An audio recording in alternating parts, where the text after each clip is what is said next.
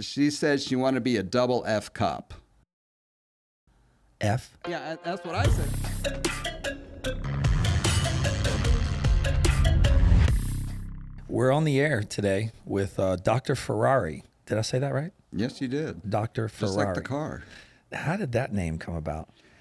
Well, when I went into the Federal Witness Protection Program, they let me pick the name, and I thought that'd be a great name for a plastic surgeon. So there you go. That is awesome. I love it. That is amazing. So you're Dr. Ferrari. And now let me ask you a question. Have you ever driven a Ferrari? Oh, yeah. Growing up, my dad was really into cars. Yeah. And we had 3 Ferraris. So starting, I guess when I was 16, I was driving Ferraris. When I went off to med school, he had an extra one that needed some work done. And I said, hey, why don't I have it repaired for you? So I took it to Chapel Hill, and then I had it the whole time. He never came to get it. So What kind of Ferrari was it? it was a 308, a white convertible 308. Where's that car now? He sold it years ago. You're- One day, a dealer from New York City said, hey, I heard about your cars, and I'd like to buy them, and I'm going to offer you this amount. And he said, okay, come get them. And the next day, they were gone. It was kind of sad. What year was that? The 308 I drove, I guess, was a 99, I think. Then he had a 98 308. And then this first car was a 76 246 Dino, which that car is worth a total fortune these days. And he sold it way too early. He did. He Yeah. did.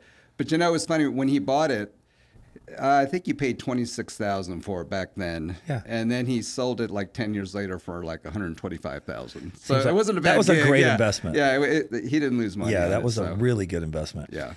So I'm on the air with Dr. Ferrari. Where did the Ferrari name come from? Do you have a relatives back in Europe?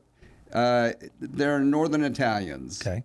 My great-grandfather was Northern Italian. And actually, he moved to Argentina during the days of Hitler and all that. Oh, a lot man. of Northern Italians got scared. So he moved to Argentina. My grandparents were born there. My parents were born there, and I was born there. When I was 3 years old, we moved to North Carolina. So you were born in Argentina. Yeah, in Buenos Aires. Have you ever been back? Yeah, we've been back a few times. It's quite a trip.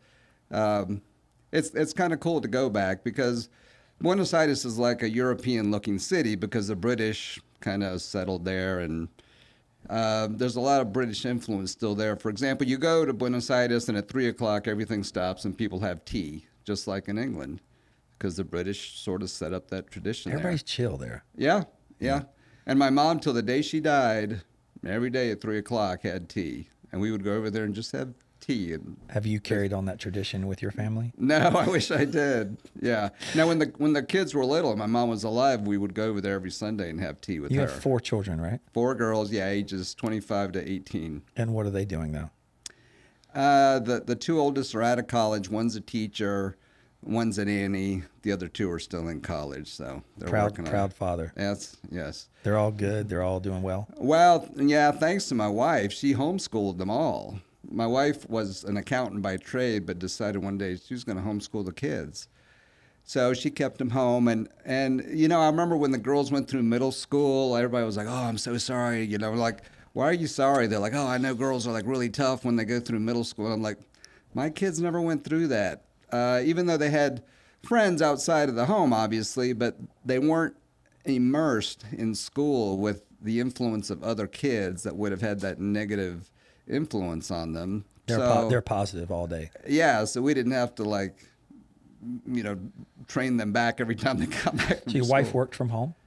Yeah. Okay. Yeah, So your family's from Buenos Aires. Does that say that Yes. right? Buenos Aires? that's right, yeah. Okay. And your father moved here to the States when? 1964. Okay. Yeah. And you went to school here? Yes. Where'd you go to high school? Providence Day. Got a good education there. Yeah. Yeah. Did you play any sports? I did. I played soccer. Really? Yeah. Are you Well, good? I played basketball and I played baseball 1 year too, but I wasn't very good at those. But soccer, you're pretty good? Yeah, and the older I get, the better I was. That's good. So Yeah. we know Charlotte's got a new soccer team. Yeah. What do you think about that? I haven't really been in touch with it. I haven't seen any of the games. Have you? I have not, but I was looking at the news. I usually don't watch the news. I don't keep up with the news because it's 9 times out of 10 negativity, and I don't like to put negativity into my body or my brain. But I was sitting there watching some sport highlights at the gym actually this morning. Okay. And the whole stadium was going nuts. It seems like there was way more people there than have ever been at a Panthers game. Wow. Like Okay. it is sold out. Wow. They just won their last 2 games. And I don't know much about what's going on, but I just know that I'm hearing a lot of buzz. Yeah. A lot of people are excited. They can't wait to go to the game. The traditions are starting to happen here, which is kind of unique. You've been in Charlotte your whole life, right? Yeah, most of it, yeah. So have I. I grew up in Mint Hill, went to Independence High School, and then I went to Western Carolina University. And so I'm a native. I was moved here, I think, with my parents 4 or 5 years old or something like that from Georgia. So elementary, junior high, and high school equates to me being a native. And started my own small business here like you did. So you went to Providence Day. Take me from Providence Day. What was the next step? Then I went to Davidson College. Davidson. So Steph Curry. Yes. Yeah. Yes. He's amazing. So Yeah. you went there and you went to Davidson. How long were you there? 4 years. Okay. So you got your undergrad there? Yeah. And then when I finished there, I went to UNC Chapel Hill for medical school. How was that? What made you decide to get into medical school? That's a good question because when I was in high school, I mean, I've always loved cars. And my dad said, "Hey, what do you want to do when you grow up?" I said, "Oh, I want to be a mechanic." And my dad was a doctor, but he was smart enough not to say, "Oh, you shouldn't do that. You should be a doctor like me." He said, "Okay, well, this summer I want you to be a mechanic. I don't want you to get a paycheck. Just volunteer." I said, "What are you talking about?" I said, he goes, "I don't want you to fall in love with a paycheck because at your age, any paycheck will, entice you." Be He said, influential. right. He just said, "I want you to love that as a career." I said, "Okay." So I worked over at Davy Tree Company rebuilding their engines for a summer. And after the end of the summer, I was like, "Yeah, I don't think I want to do this the rest of my life." I mean, I still like it. But How old were you in this? So I was 17. Your dad's smart. Yeah. So then he goes, well, then you're going to go off to college? I said, "Yeah." And so he kind of convinced me to go to Davis. I was going to go to UNC Chapel Hill for undergrad. He said, "You can go there, but I would rather you go to Davidson because I think if you go to Chapel Hill, you'll probably just play for 4 years and not get anything out of it." And he was right because I was very immature at 17, and he was right. So I go to Davidson, and Davidson was like full of like serious students. Like if you didn't study 6 or 8 hours a day, you were kind of like, you were the nerd if you didn't study 6 to 8 hours a day. You didn't fit in. Right. If you were not studying 6 or 8 hours a day, you probably didn't fit in. Right. Okay, got it. All right. Because everybody was like go-getters. Were you a smart student at Providence Day? Yeah, I was a great student at Providence Day, but I go to Davidson. I remember my first chemistry test. I studied like 4 hours, and I made a D on it. And I'm like, I've never made a D in my life. And so I went to one of the guys down the hall and I said, how'd you do on that chemistry? He goes, "Oh, I made an A on it." I said, "How much did you study?" He goes, "Total about 22 hours. And I'm like, okay, this is a whole different ballgame here. These guys study hard. It's like professional athletes. Yeah. You're going from high school to this is the pros. It was humbling, I'm telling you. So then I had to get into gear and start studying. So you just had to double your study time. Oh, like quadruple it. Man, did you have a life in college? Not some. I mean, it was busy, and I was part of a fraternity, so I enjoyed college. But it was hard work. What fraternity? I won't kid you. I was a Kappa Alpha. Okay, KA. Yeah. Yeah, I was a Sig Ep. Oh, okay. Yeah, I literally joined the fraternity in college just because, number one, you weren't allowed to go to the frat parties unless you were Greek. Yeah. All right, number one. I went back to school when it was like 91 to 94, and we had a Greek ID. So Wow, the campus used to implement Greek IDs, and if you were not Greek, you can only allow like one guest to like a Greek party. So they were trying to limit the amount of people, just like 300 people showing up for a Greek party. And it was a good experience, but I joined. I wasn't a big drinker. I wasn't a big partier. I didn't ever like to lose control in college. So I was a DD a lot. Uh-huh. And I would always take the girls home and get them home safe. And I was always the nice guy, and I was always everybody's buddy. But I really joined the fraternity for intramurals. I was a sports guy, and I wanted to play sports in college, and I ended up joining the rugby team. I worked out with the football team for a while, and it was one of those situations where college, I was not as good of an athlete in college as I knew mentally, where it was like, probably not my thing. But I love to lift weights. I love to work out with the team. I love the camaraderie. And I love being around guys that motivate me and guys that think like me. So if you're working out all the time, you're putting better things in your body and you're starting to think a little bit smarter. You're not having a cloudy head. You're not hungover.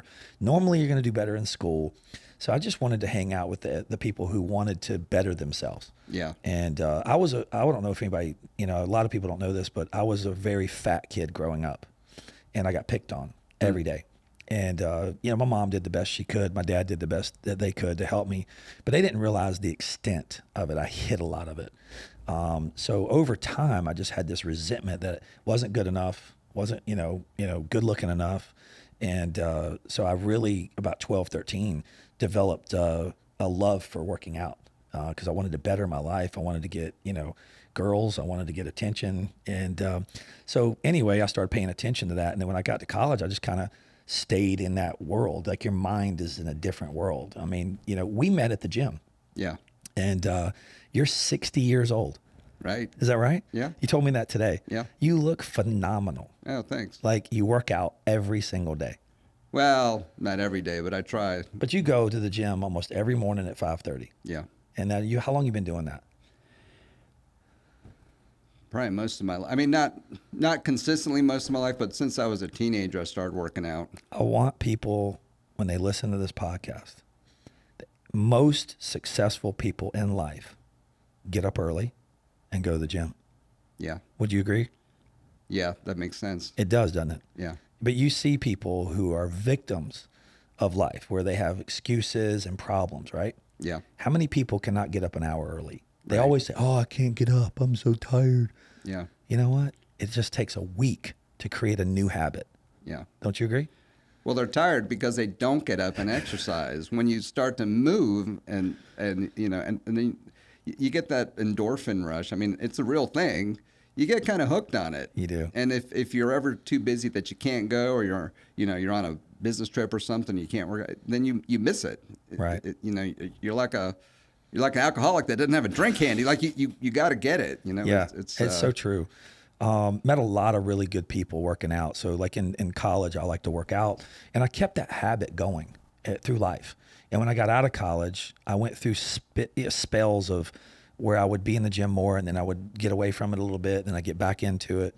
And I just always felt better. I had a clearer head. I felt like life was giving me better opportunities when I was working out all the time. And I've met some really good people in the gym, because I feel like if you're up early at 5:30 and 6 o'clock, it's like you become a new morning family. Yeah. Because there's days I don't want to get up and go to the gym.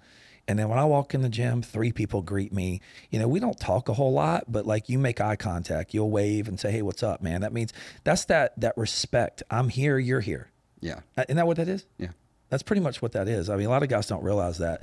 Like, I'm not gonna have to say hey to everybody in the gym and talk small talk for an hour, but it's just that little acknowledgement, like, I see you over there. I see you. And every once in a while, I'll walk up to people, because I'm kind of that crazy energy guy, that I'll walk up and I'll give people that little data boy, like, yeah, man, you're looking good today. Yeah. Yeah. Yeah. I noticed. And you can't pay for that. You can't. Right? It's something you have to work for. You do. You can't, I literally see guys in the gym there was this young guy. I've seen him in there for about the last 7-8 months. He's young. He's got blonde hair. Kind of reminds me of the Clemson quarterback. Mm-hmm. I can't remember that guy's name, but he's a kicker for the football team. And I've heard from some of the other guys talking that he's going to be a very good college kicker. Like, he's amazing. Yeah. And he's put on about 20 pounds of muscle. And I walked over the other day and I was like, dude, what are you doing? Yeah. And he's committed. And he's in high school. The kid's there at 5:30, 6 o'clock every morning. He's in high school getting a workout. I know who you're talking about. You do know him. Yeah. Yeah. Now that you filled in the details. Kind of blondish hair. Yeah. Yeah. Yeah. Cut a long hair. Yep. That's why I said he's kind of reminds me of the. He does. Yeah. Yeah. He does. So anybody listening, if you want to change your life, get up early. You know what else? People that get up early and go to the gym, they've got something that other people don't have. Discipline.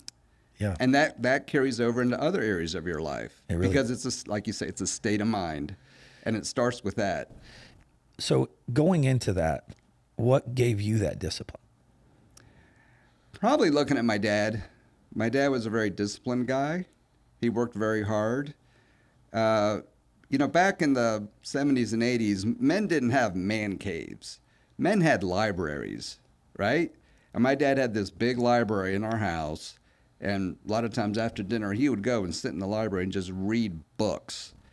My dad, I mean, he was literally a genius. You've heard of that club Mensa, where you have to have, I think it's in the top 80th percentile of IQs. Whatever IQ test you take, you got to be like, so it would be a minimum of like IQ of 132, I think, is the minimum to even apply to Mensa. He was part of that. So he's a smart guy.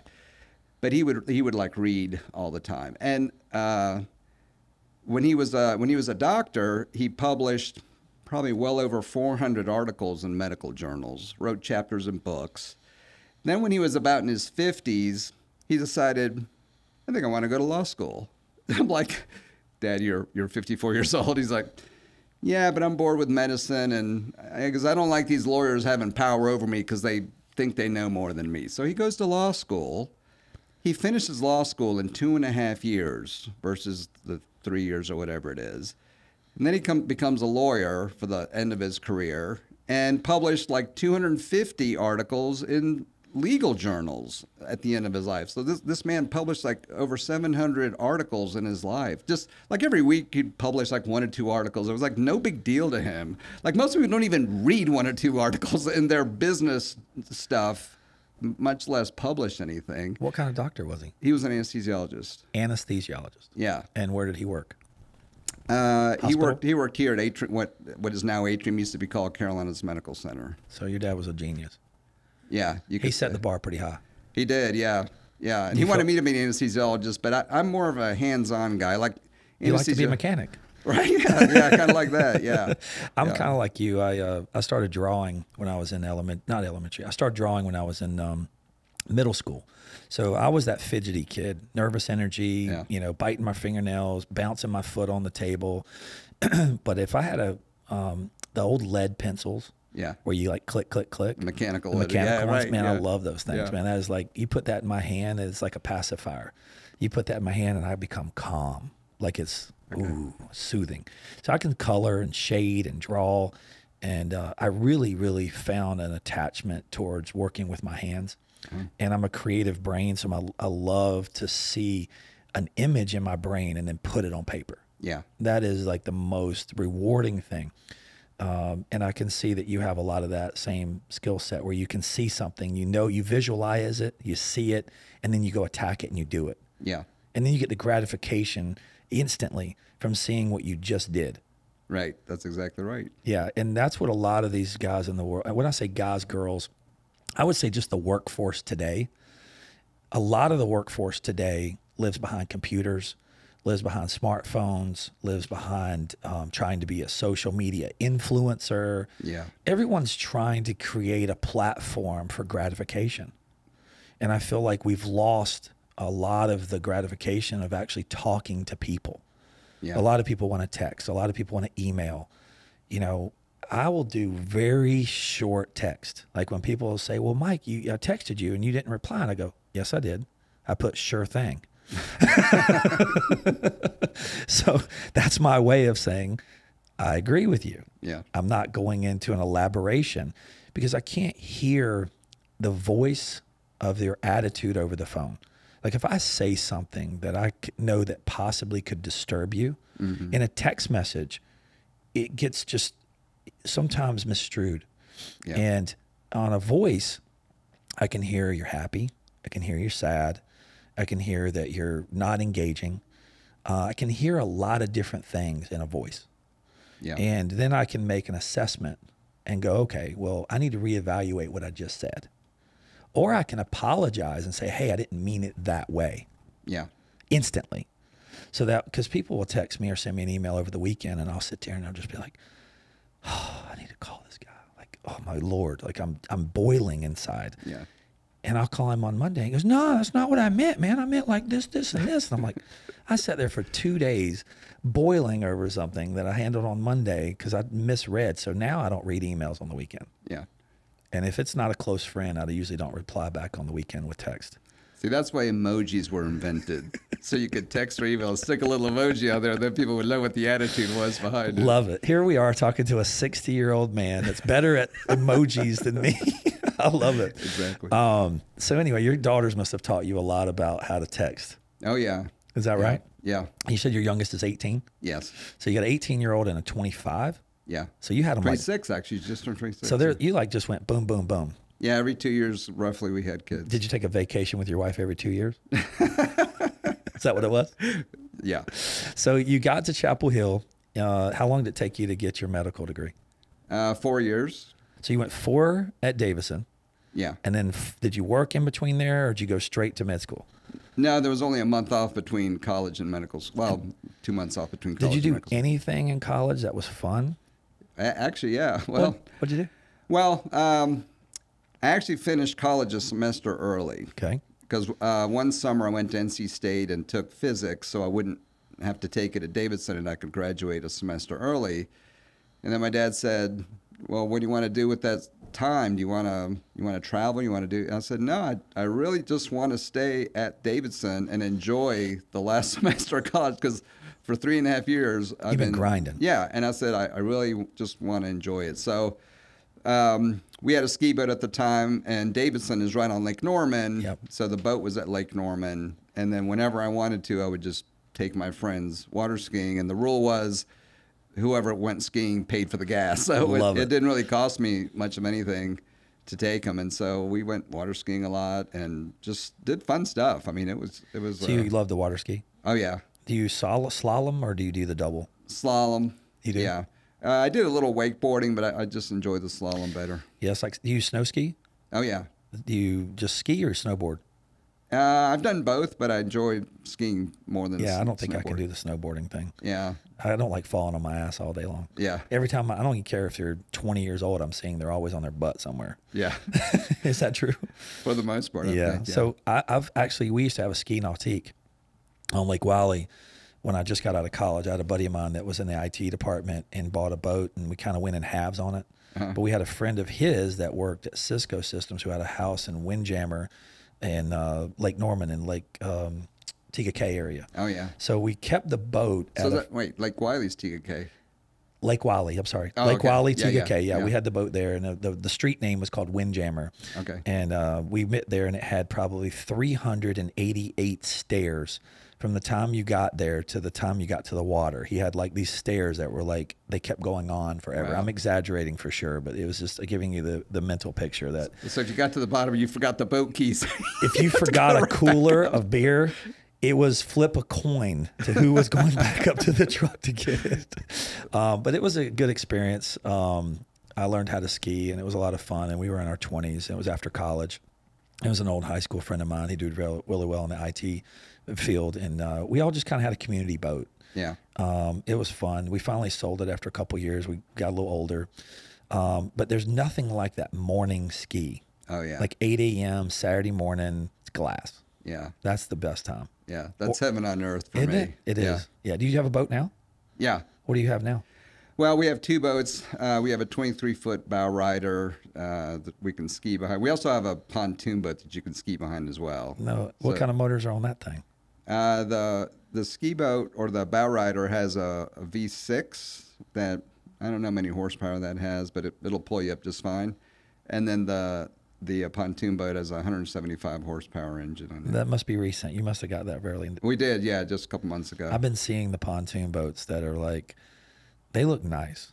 Like, yeah. They're like, does it have a bathroom on it too? No.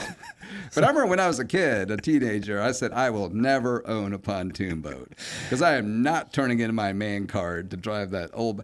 But now they're cool. Like when I was a kid, they were like, they weren't cool back in the day. They were dorky. Yeah, they weren't cool. They're really cool now. Some are black and they're tricked out. Yeah. They got the retractable awnings and they got the cool seating. They got the lighting, speakers. They got the whole thing. Yeah. You can go out there and have a party. Yeah. And bring all your friends, the ones that don't want to ski. Right. And you can entertain. Yeah. So you like to entertain. Yes. We like to have friends out there. That's awesome. Yeah. And so in college, you said the last semester, how much fun did you have? Did you meet your wife that time or? No, I met her much later. Okay. Yeah. After Chapel Hill? Sort of. Let's see. I met her. I met her in college, actually, but just briefly. Her brother and I were best friends, and they lived in Lauderdale. So one year he said, "Hey, why don't you come down to Lauderdale for spring break?" And so I did, and I spent a week with her family, and that's when I actually met her. But I didn't see her for like 10 years.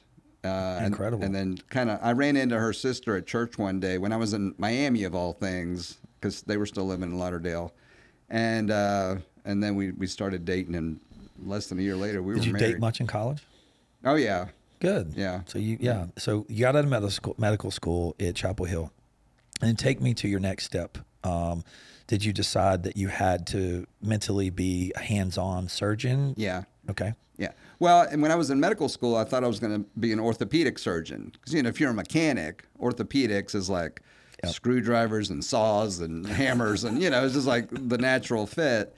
And I rotated on, I was like, yeah, this is fun, but I'm not sure I want to do this my whole life. And then I happened to rotate on the plastic surgery service. It's sort of like sometimes in life, like there's a switch that flips and you're like, yes, I can see myself doing this the rest of my life. Like, I really love this. And the thing I love about plastic surgery is it's a very creative surgical science. Like, you get 5 plastic surgeons in this room, you bring a patient in here and you go, what would you do to this patient to make, achieve her aesthetic goals? You'd probably get 5 different answers. They'd all might be good answers depending on who's doing the operation, and that's the beauty of it. Versus like, orthopedics, bone broke, me fix. Like there's not a lot of like creativity there. Like you got to know you can't use your it's brain. A technical. Yeah. Yep. So the creativity part is not quite the same. So it's just, who was your first patient, and where did you have to do like a internship? In general? Oh yeah. Well, after medical school, I did a general surgery residency for 5 years. And where was that? That was in Kansas City, actually, University of Kansas. In Kansas. Yeah. How'd you like it there? I loved it, actually. It's right in the middle of the country. It's the breadbasket of America. People have such strong family values in Kansas. I almost stayed. I love the people of Kansas. I don't think I've ever been to Kansas. Yeah, you'd love. Kansas City is very metropolitan, and they fashioned it after Florence, Italy. So I think unless this has changed recently, when I was there, Kansas City had the most fountains per square mile or whatever than any other city in America. It's just beautiful. It's a beautiful city. How did you learn that? Just being there. Just being there? Yeah. People just say we've got more fountains than anybody. Yeah. Yeah. And in the middle of Kansas City, there's this place called the Plaza. It's like 9 square blocks of just all the stores that nobody needs any of that stuff, but everybody wants everything that's in those stores, like luxury stuff. So when you worked there as your residency, when you actually were able to work on a patient by yourself, when was that? They don't really set you free on the public till about your 3rd or 4th year it depends. They kind of slowly get you into it. Like my first case was draining an abscess. Not exactly like glamorous, but it's a simple case, and you got to start with something. And then they slowly graduate up. Then you start. Did you ever work in ER? Yeah, yeah. What was the worst thing you've ever seen in ER? Well, we saw a lot of gunshot wounds, some really bad car wrecks. Yeah, that's probably the worst. Just how many really, people really did you work on that you thought weren't going to make it that actually made it? It was not that uncommon. If they got to the ER, there was probably at least a 70-80% chance they were going to make it, because we were trained in advanced trauma cases, and if we could get them in there and just get them stabilized, then we'd rush them up to the university hospitals are built for that.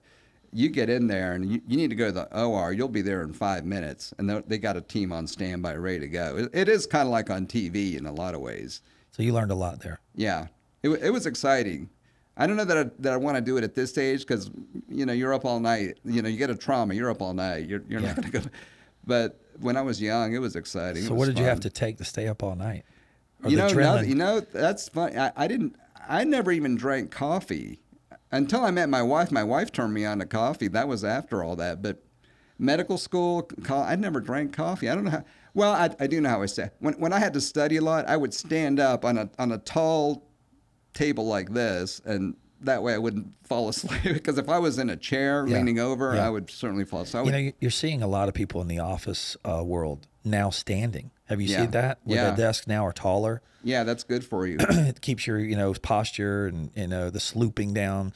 Yeah. I saw a young lady in the gym the other day. She was probably 17 to 19 range. I can't tell ages anymore. I have a 17-year-old son, and he brings girls over, and I'm like, they look 12, some look 20.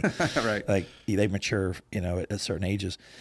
But her shoulders, if someone hadn't pointed this out to me in a previous, like we were somewhere and I had a friend, I can't remember who, that pointed this out to me, where they're like, look at this beautiful person. Yeah. And the shoulders were completely like slunched over, like this, right? Yeah, okay. Where her shoulders just weren't back and relaxed, like standing tall. Like she's 2 inches shorter because she was like slumping. Yeah. And the only thing that I could come up with is that person lives looking at her phone. Yeah. That hunched over, 2 fingers holding a hand. And do you think that people in 20 years are going to have a problem with posture because they're looking at phones all day? Oh, not only that, their necks.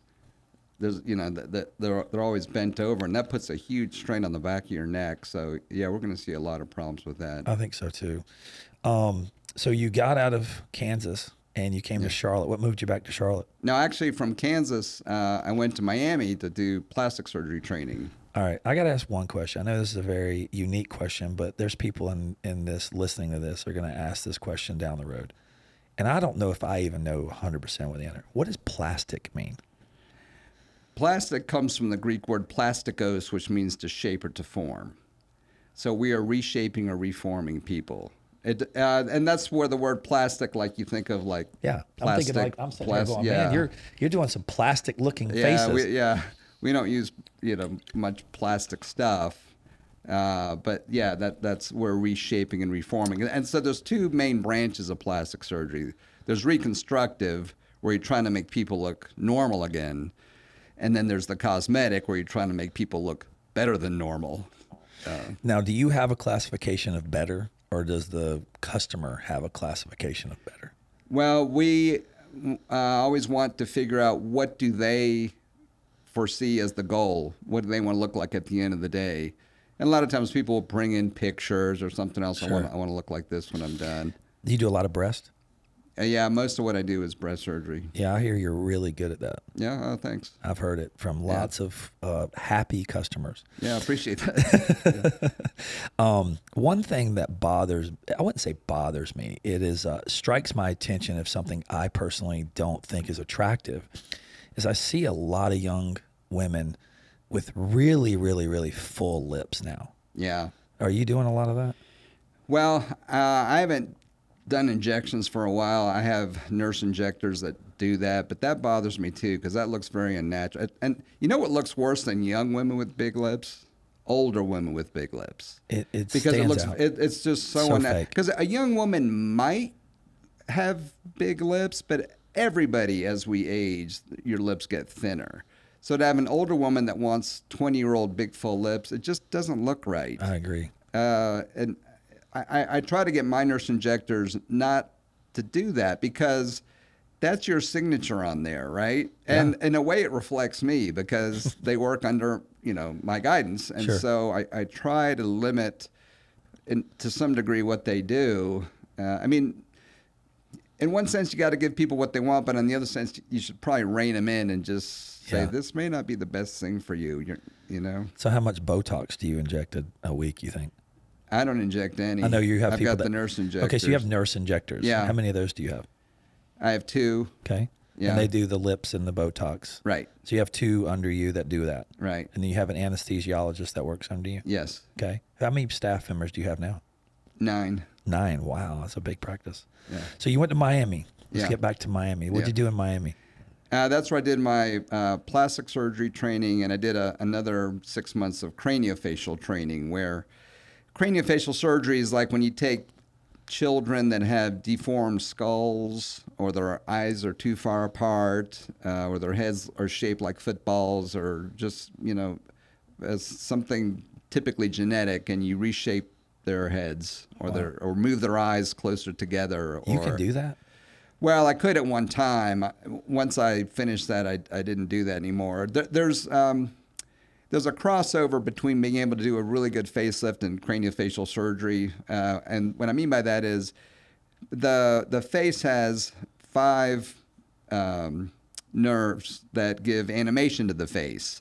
Well, when you do a facelift, if you don't know where those nerves are, you're probably going to cut them every time, and then somebody's going to have some sort of weakness. Well, if you can do craniofacial surgery where you have to get all the way down to the bone, you 100% have to know where all those nerves are, or you're going to be in bad shape. So about all the plastic surgeons in the world, where do you rank yourself? Let's be honest. Don't have to be humble. You don't have to be humble. Like if you could go from 1 to 10, Michael Jordan being 10. 1 being... Is Michael a plastic surgeon? No, but yeah, I don't know if he's had anything done or not, but rank yourself. I mean, don't be humble. You're amazing. I read all the things about you. You've got a very, very huge following. Well, I appreciate that. Well, let me just say this. There's no plastic surgeon that does everything great. If you're a jack of all trades, you're an expert at none, right? I agree to that. So I would say if it comes to breasts, I've got to be at least in the top 5% worldwide. And what did you say that was? Breast? Breast. Yeah. Breast Which you noted earlier. Breast is your thing, man. Yeah. Now, where do you like to go in? I've seen that under the what is this? Under the bottom of the breast. The bottom fold. of the breast. Yeah. You take the nipple and take it off and put some in. Or is that? No. You don't do that. You don't cut the nipple. I don't like going that way. Then you go in through the arm too, right? And the arm. Yeah. Yeah. What's the biggest breast you've ever done? Well, it's funny. I had a woman. She was the biggest liar I've ever had. I'm just being upfront with you. She told me she was 5'7". She was like 4 foot nothing. She told me she was 41 years old. We looked at her driver's license. She was actually 51 years old. She told me she was a teacher, but she could barely speak English. Like she was from another country. Sure. Well, from Vietnam, if you want sure. to know. So anyway, she's as flat-chested as any guy you've ever seen. And she said she wanted to be a double F cup. F? Yeah, that's what I said. I said, I'm sorry. What is F? I didn't think thought that you was said a existence. double F cup. She goes, yeah, that's what I want. And I'm like, F. That's going to be pretty close to impossible. I said, you may have to have multiple surgeries. So she goes, well, that's what I want. You're going to have to stretch the skin, right? Right, yeah. You got to put a C in, let it sit for a little while, then come. Isn't that right? Exactly. I'm common sense. Right. You've got.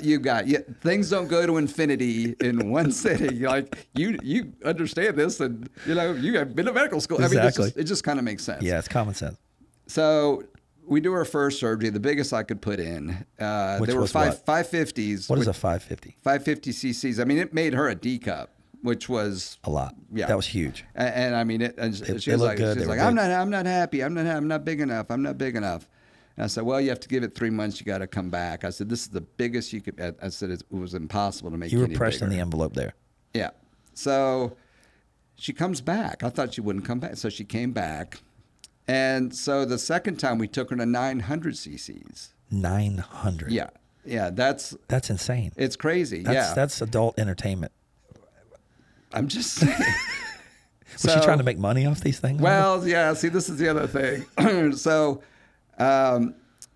She said, when you call my place of employment, she wouldn't even call it school because it wasn't. She's like, when you call for my place of employment, don't use my real name. Use the name Candy. Candy? Like, okay. I'm kind of following where this is going here. Okay. So then she came back a third time, and she's like, I want to be bigger. I told the manager, I said, I don't want to do this case. And where was this at, Miami? No, this was here in Charlotte. Oh, Charlotte, wow. Yeah. I'm going to let you in on a secret. I'm embarrassed to tell you this story right now, but I'm going to tell you because my tagline is specializing in natural looking results. So I thought, if this woman walks around and says, Dr. Ferrari did this, they're going to go, that doesn't look very natural. So I told the manager, I said, she's a nice lady. I don't want to turn her down, but charge her triple what we normally charge. I said, that'll make her go away for sure. Nobody's going to pay that.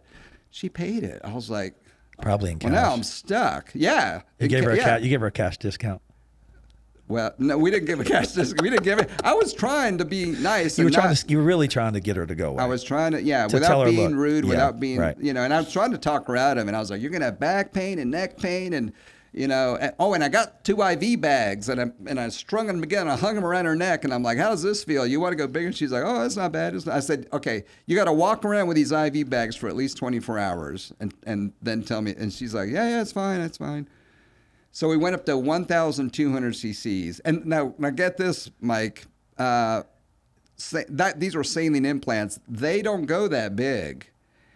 And I said, listen, if we fill them up that high, it violates the warranty. If these ever leak. There's no warranty on these boobs. Right. I said, normally there's a lifetime warranty if they leak. It's quadruple if I got to take them out and put them back in again. Yeah. I said, if they leak, So how many times she come back ever? I haven't seen her since. This was, 10 years ago or so. They're still live. 10 years. They're still kicking. They're still going. What is the warranty on these things? Well, they have a lifetime. If they leak, they'll get you a new pair. Now the difference, I'm trying to understand this. You've got saline, and you got silicone. Right. What's the biggest plus and minus on that? Well, the saline is just salt water, and if they rupture, you just absorb the salt water.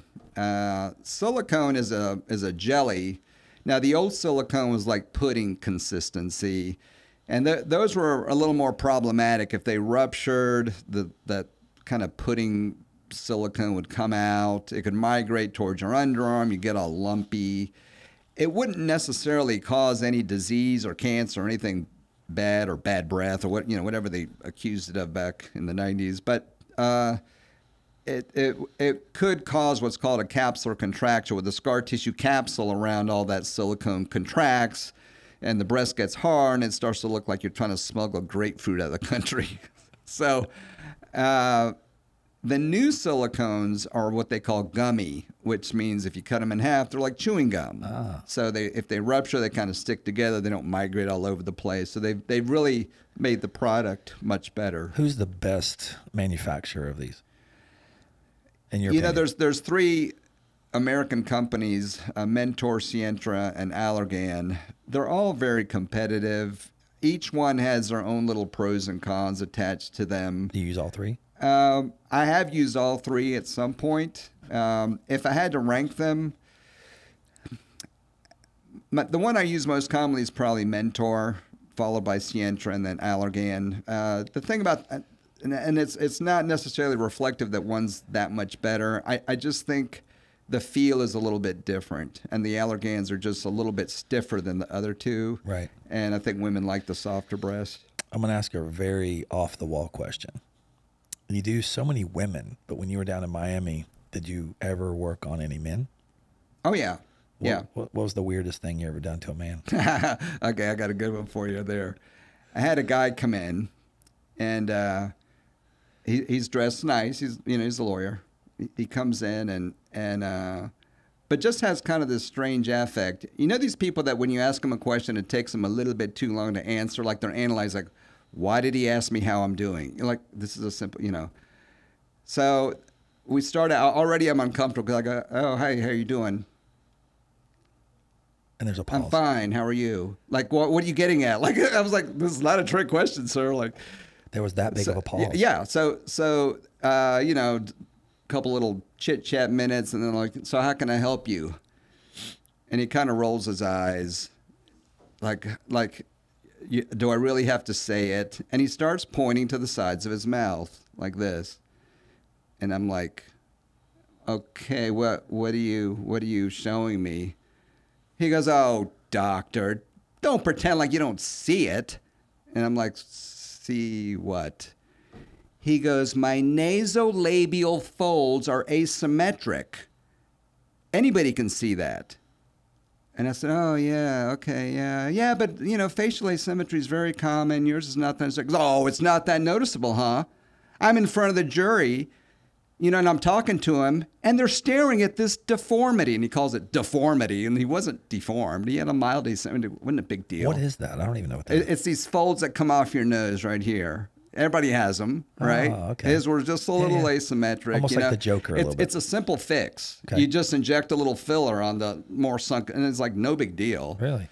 But I'm like, no, this guy needs a different kind of help, because he goes, and the jury is staring at this deformity. You don't know how many cases I've lost because of this. They can't hear what I'm saying because they're staring at this. And I'm like, bro. You're losing because of your mental capacity. Yeah, you've got some other issues here. This Did is you do not going to anything fix for him? you. I said, you know, I think you should go see Dr. So-and-so. It's the guy I didn't like. He goes, you should go see He goes, I've already seen him. And I've seen 5 other surgeons. Nobody wants to help me. And I said, oh, okay. Well, I said, I'm not sure. I don't know what to do. I'm sorry. He goes, look, I am not leaving until you get me on the schedule and get this thing fixed. I said, oh, you're not leaving? He goes, no, I'm not leaving. I said, well, then I guess I am. And I walked out. And I just left him in the room there. I'm like, you know, and he sat there for, 5 minutes. So then he came storming out. Do you think he was heterosexual? I don't know, but he was nuts. He was nuts. This was in Miami? Yeah, this is when I was still in Miami, yeah. What was the weirdest surgery you did in Miami? Because I think of weird people in Miami sometimes, because from all different cultures, all different backgrounds. There's the adult entertainment, down there in Miami that you hear about. Yeah. I don't know Miami very well. I've been there a couple of times with some friends, but it was one hotel in South Beach. We stayed at the pool. We went to a boat, went back to the pool, and that was about the extent of it. Yeah. And ate at one restaurant. So I don't really know Miami very well. The cruise ships come in and out of there. I know that. But what is the most unique experience in your mind if you go back to Miami? Because you were new. You were a newer surgeon. Yeah. You've been there this year. You're now like probably seeing all types of different things. You worked under somebody there? I joined 2 other guys there after I finished training. Okay. So I stayed in private practice about 4.5 years before I came back to Miami. Charlotte. Yeah, in Miami. So you got 5 years in Kansas. Yeah. You got 4.5 years in Miami. Well, a total of 6.5, because it was 2 years of training, 2.5 years of training, and then 4 years, give or take, of private practice. To get to where you are today took 15 years before you got your own practice. Yeah. 15 years. Yeah. That's incredible. So going back to that, what is the most unique experience in Miami that you can remember? Just anything. Yeah. Well, I do remember one interesting guy. You know, when you're young and real hungry, you'll take on just anything. Yeah. You look back, you're like, what was I thinking? So this guy comes in and he's like, my ears are too big. Like, not sticking out, like too big, vertical dimension too big. And I'm looking at him, and your ear and your nose are roughly the same size, but his ears were definitely way bigger. Okay. And so I'm like, I'm not exactly sure how to make your ears smaller. So I said, let me research it and I'll get back to you. So, he comes back a week later. And I said, I can't really find anything worthwhile. I said that the operations they have are bad. They're gonna create a horizontal scar right across your ear, like cut a wedge out. I said, that doesn't look very good. I said, I've got an idea, but I said, I've never seen it described. But I said, I think I can work this out, where we made incisions inside his ear, like the outer rim, took out some cartilage and kind of coiled it back in on itself, and then made his earlobe smaller. And all the scars ended up hidden. You couldn't see anything, and I made his ears smaller. And he was very happy. And again, all the scars were hidden. I should have taken more pictures and probably written that up, because I've never seen it described before or since. But that was probably one of the stranger things. Was he happy with the surgery? Oh, yeah. He was thrilled with it. Really? Yeah. That was your first time. You were creative. You were thinking outside the box. Yeah. Did you publish that? No, that's what I'm saying. I wish I had good pictures of it. And you could be like your dad. Publish them. Have you published many things yourself? No. So you didn't. I'm not much of a writer. I read a lot, but I'm not much of a writer. Sit down and write. In your dad's library, did you read a lot of his books? He would kind of make me read books. Really? There was no nightly TV show that you guys watched? No, we did. And he was a regular guy. Like, we watched a lot of football and and TV and everything. What was your go-to show back in the day? Gilligan's Island. Gilligan's Island. Gilligan's Island. Yeah. Holy cow, that's old. I know. Even as a teenager, I don't know. I just thought it was funny. If you could go to prison And if you could go to prison and take one book and one TV show, which one would it be? Oh, there's no question. What's that? The book would be the Bible. Okay, perfect. Yeah. Okay. I read it every day. Love it. At least a half an hour a day. That's You great. can't get enough of it. That's awesome. If you've never read it, you need to read it. Or I've read it, but every time I read it, I interpret it different every time. That's the beauty of it, because it's living and active.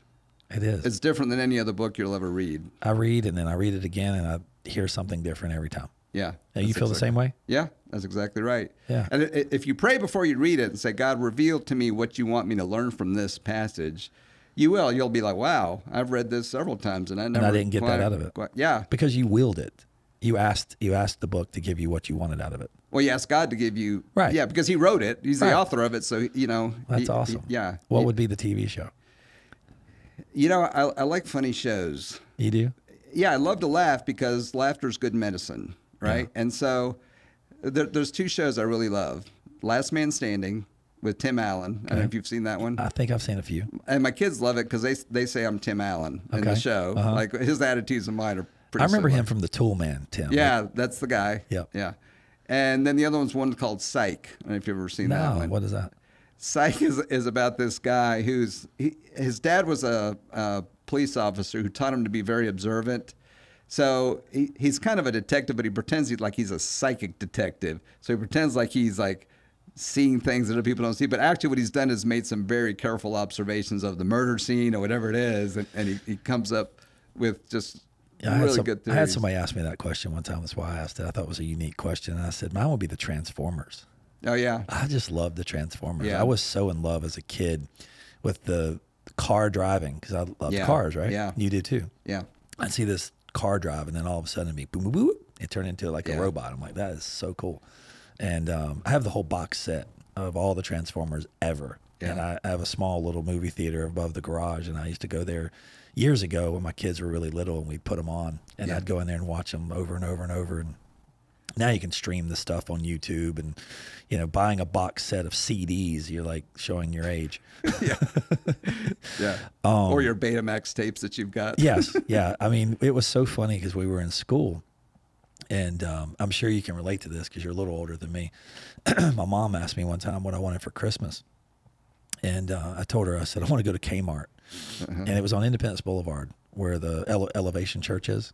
Oh, yeah. There used to be a Kmart there. Yeah. And I wanted like a 30-foot cord because we had a dial phone in the kitchen that, Yeah. And I wanted to be able to talk on the phone without my mom listening. So all I wanted for Christmas that year, it was like 13, 14 years old, 15. And I wanted the 30-foot cord to go all the way back to my bedroom so I could talk on the phone. And now my kids at 7 years old, they're 15 and 17, but at 7 they had smartphones and calling you and texting you. And I'm like, these kids have no idea what it was like. Yeah, I know. Don't you think the world was a better place without the technology? Oh, yeah. It was more simple. You hung out with your friends at night, outdoors. You played. Come in with the street lights on. Yeah. You didn't play a video game. You actually went out and played a game. Yeah. You played, we used to play, what was the one where you have a tree back and forth and was it called pickle? Yeah. Yeah. We used to play pickle. Kickball. Yeah. Did you play kickball? Yeah. You did soccer, obviously. Yeah. So when did you start your practice here in Charlotte? You came back from Miami and you started your practice? Yeah, I started, when I first came back, I joined another guy named Bill Laird, who's now passed away. Here in Charlotte? Yeah, here in Charlotte. Okay. Was with him about a year and a half, and then I branched off on my own and started my own practice. So that was probably in 2000. Ask a couple of questions. When you went to Kansas and you worked there, I guess as you're like an apprentice? General surgery resident, yeah. That's what apprentice means to you as a general surgery. What was it? What was that? Resident. Resident. Yeah. What does that mean? That just means you're. It means you live at the hospital, basically. And that's actually the residency program actually started in Germany, where the doctors in training literally lived at the hospital 24/7. Really? And they didn't have a life. They just lived there. They were there all the time because the guy that developed the residency program felt like you had to be there all the time to watch disease progress or an injured person, whether they got better or worse. You had to like always be available to see it. Versus now, you know, you can learn a lot from the books. Back then, you know, we're talking 100 years ago. That So did you have a place inside the hospital? Did you stay there? yeah, the residents have always have a room where they can sleep if they sleep. So you didn't have much of a life there. No, a lot of times you didn't sleep. In general surgery, every third night or every other night, you had to work basically like 36 hours straight. Is that healthy? No, it's not at all healthy. How are you going to give good service when you can't even see? Yeah, no, and now they've changed it a little bit. It's not quite as brutal as it was before. Sounds like Hell Week when we joined our fraternity. Kind of, yeah, yeah. You went through that, didn't you? Oh yeah, Yeah, KA. yeah. But I mean, you get through it like anything else because you really want to do it, and it's. Yeah. And when you're young, you can do stuff that at this age you man. can't. You My know? body's telling me every single day I'm old. I know, right? But I get to the gym every day, no matter if I feel good or not, Yeah. just because I want to start my day off right. And I've had people ask me, you know, Mike, you know, what's the key to success? And I said, changing a habit every day. Yeah. Just keep creating a new habit. My new kick is the 1% rule. Okay. The 1% is just 1% more knowledge a day, 1% better interaction a day, 1% overall, just being a better person, Yeah. trying to make people's day better, being a better influence to people, being a guide. There's a lot of people that need pick me up. There's a lot of mental disease out there today that people don't realize. And, you know, I've played sports, and I feel like there's a lot of need for a that boy, a little Yeah. pick me up. Okay. So my 1% is I'm really trying to become a better person overall every single day, 1%. That way I don't try to bite off too much. Yeah. So interviewing you today is my 1%. I learned way more today than I've learned. This is probably 20%. Wow. Okay. You're a wealth of knowledge, and I really respect you. And I'm so thankful that you're on the air with me and taking the time for me, because I know we don't know each other that well, but we've been interacting together for probably 15, 20 years. And, you know, you've done business with me. I've done business with you. And, you know, it's just nice to see a friendly face at the gym that, you know, is committed to that type of lifestyle, that you're trying to better yourself every day, or at least make a difference. But the 1% is in 365 days, look at how much better you'll be, you know? Yeah. And, you know, I was a really, growing up, I was not a guy that knew how to read really well. I had such anxious energy, but as I get older now, I can't wait to listen to audiobooks. Yeah. And read and learn more. So your dad is right. The way to really get your brain stimulated is you've got to put better quality things in it. Yeah. But yeah, I wanted to thank you for coming on. But so you got to your own practice, and I wanted to ask a really off the wall question. When you went there, this is what I was thinking earlier, but I can get derailed real quickly. What did you make? What was a good salary back then? And that was what, back in the 80s?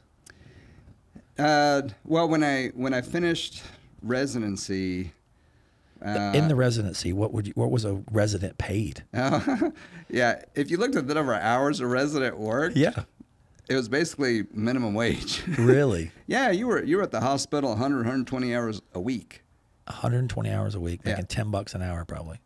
Yeah, somewhere, I don't remember the exact, but I remember us calculating it. It was basically minimum wage. It wasn't even 10 back then. $8.50 an hour. I think, like as an intern, I think I made 21,000. What did it cost to go to Davison? Boy, that's a good question. You know, I think it was back in the 80s. I think it was like 30 something a year. 30 grand a year. Yeah. In the 80s. Yeah, What does he think it is now? 45, 50? probably. Yeah. And then what it cost to go to UNC for medical school? Well, the UNC med school is the best deal in town. Like when I went there, it was, I think it was 2,500 a semester. That's for it? for in-state people. That's all it was? Yeah, it was That's the best. cheap. I know. It was amazingly. Don't you wish you could have skipped Davison and just gone straight to Chapel Hill? Yeah. Well, you know, that's one thing I was going to mention to you. Davidson was brutally hard, but it made medical school Easy. really easy. It was medical school was like a review because I was a pre-med major at Davidson. Okay. When I went to medical school, the first 2 years were just review. So what were you making in Kansas City? The first 30 year as an grand a year? intern, no, it was 21,000 the first year. 21. Yeah. And when you got to Miami, what were you making? I think it was like 26 or 7. 26 grand? Yeah. And you've been to school for 8, 9 years and then did 5 years residency. So you got 13, 14 years of your life. Yeah. And you're going to Miami making what you could make as a mechanic. I think mechanics made more than I did back then. So anybody listening, this guy just paid $30,000 a year for education at Davidson, paid probably about another $10,000 a year at UNC, because you was 4 semesters. Well, right? probably 20 because it's 4 years. Oh, okay. So, no, I'm talking a year. So it's $5,000 a year. Oh, that was it. $5,000 a year. Yeah. Okay, so $5,000 a year. So obviously going to medical school was a big payout. So you got $100,000 in education. Yeah. Plus. Yeah. Probably 150. And your dad helped you out on all this? Yeah. Yeah. So then you got to Miami making $27,000 a year. And then after 5 years. After 5 years. And then you got to Charlotte and you worked here and you probably got a little bump. You worked for a guy here for what, a year? Well, actually, I stayed in Miami for 4 years after I finished. Okay. Yeah. Did you make any better money then? Yeah. I think the first year was like somewhere around 100. Oh, so you finally made the big leagues. And finally, yeah. Finally, you had good tax rate. I mean, a good tax bracket. Yeah. Where you had to pay half your money. Yeah. You know what's bad? I'll tell you something. A piece of advice. Don't let the money carry you off, because 1 year, at the end of the year, you know, when you start making money, finally, it's almost like a drug, like you're addicted, like the payoff's finally coming. And my wife said, you only took 3 days off last year. Your kids are not going to be little forever. 3 days off. Yeah, she's like, the kids are not going to be little forever. You've got to do something different next year. Wow. So when you was had your first child, how old were you? Let's see, that was in 96, so I was 35 when we had the first one. Was that here in Charlotte? No, that was in Miami. So you met her in Miami? Yeah. Oh, you met her in college. I met her in college. Then She you was in got back Lauderdale. together, went to see her in Fort Lauderdale, then got back and met her in Miami. Okay, got it. I got the whole story now. Yeah. And piecing all the puzzle together. Yeah. So then you came to Charlotte, worked here for a little while. When did you start your practice? In 2000. In 2000. Yeah. So 22 years ago. Yep. In the building you're in now? No, I was in a small office originally. What it cost to build out your facility and get started? $1.5 million. Can you say that again? $1.5 million. $1.5 million. Yeah. Okay. With the operating room and everything built in, Okay. Like and how much staff did you get? I think I started out with like 5 staff back then. 5. Yeah. And then how long did it take for you to get like your first patient?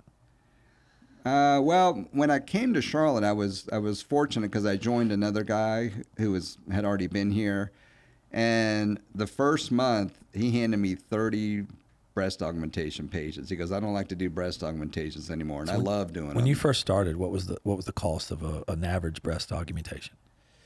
How do you say that again? Augmentation. Augmentation. Yeah. Okay. Let's see. Back in, that would have been in 1999. It was probably somewhere around 5,000. $5,000. Yeah. Okay. And that got you what? They got Saline. you saline. Yeah. Not silicone. Silicone was probably about 6. So it was $1,000 more. Yeah, silicone is more expensive. What's the benefit? More natural feeling? Yeah, and saline ripples a lot, and it feels like a bag of water. Silicone feels more like a breast. Okay, got it. And saline, you typically have to put it under your pec muscle to hide the rippling. Well, the problem with under your pec muscle, and you've seen this at the gym, Mike, I'm sure you've seen women when they flex their pecs, their breasts move like there's 2 puppies fighting under their shirt. That's just not a natural looking thing. Versus silicone can go on top of the pec muscle. You can bench press 200 pounds. They're not going to move all over the place. They act like normal breasts. Right. So you stayed in your one building for how long? Probably till maybe 6 years. We were in the small office, and then we built the bigger building. It took about 2 years to build it. So at about 4 years, I bought the land, and it took us about 2 years to build it out. That's awesome. Yeah. Yeah. You've got a beautiful facility. I've been to it. It's thank you. Right in Matthews. It was actually right behind my kids' favorite place in the world, Fuddruckers. Fuddruckers, yeah. Yeah. It was right behind Fuddruckers, and the only reason it was their favorite place is because they love the bread and the grilled cheeses. Oh, really? Okay. My kids. Not the burgers. When huh? no, we didn't eat the burgers. It was grilled cheese. Okay. They had this like Texas toast style bread. I remember that. Yeah. And they would make even right now, I could go for a Fuddruckers grilled cheese. Yeah. Like, I'm a big kid. I could eat grilled cheese every day. That was the last store in Mecklenburg County to close. That was? Yeah. Yeah. Right and they did really well. Yeah. I know. And all the sports teams went there after their. Oh, yeah. They had a little banquet room in the back. Yeah. I think we did a birthday there one time. It was awesome. So you bought that land and built you a nice building. And how many staff you said now? 9? 9 full-time, yeah. You have a receptionist? We have 2 receptionists. Name your staff. What do they do? What are their responsibilities? Well, I'll start with the manager. Her name is Jan. Okay. She coordinates everything. She keeps your schedule straight.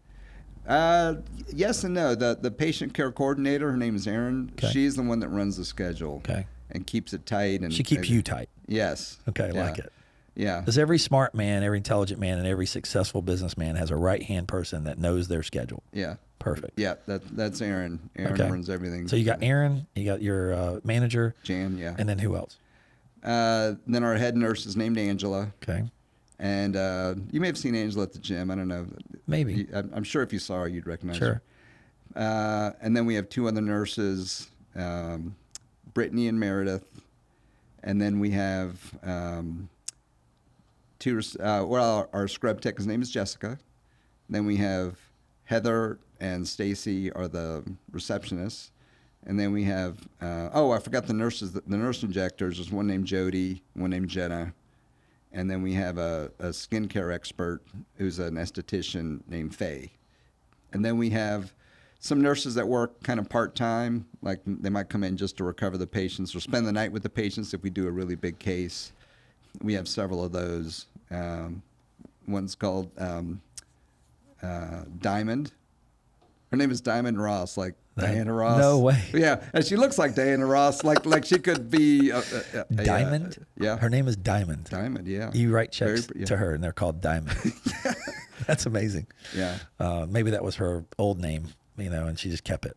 I don't know. I didn't ask. That's cool. Hey, that's a great staff. Have you had any problems since COVID with staff members, or you kept everybody and everybody's good? Yeah, we kept everybody. We had to reduce their hours a little bit, but we didn't get rid of anybody. One of our staff left on her own. The esthetician we had at the time, because she was claustrophobic and she couldn't come back and wear a mask. Well, you kind of have to. Are you guys still wearing masks now?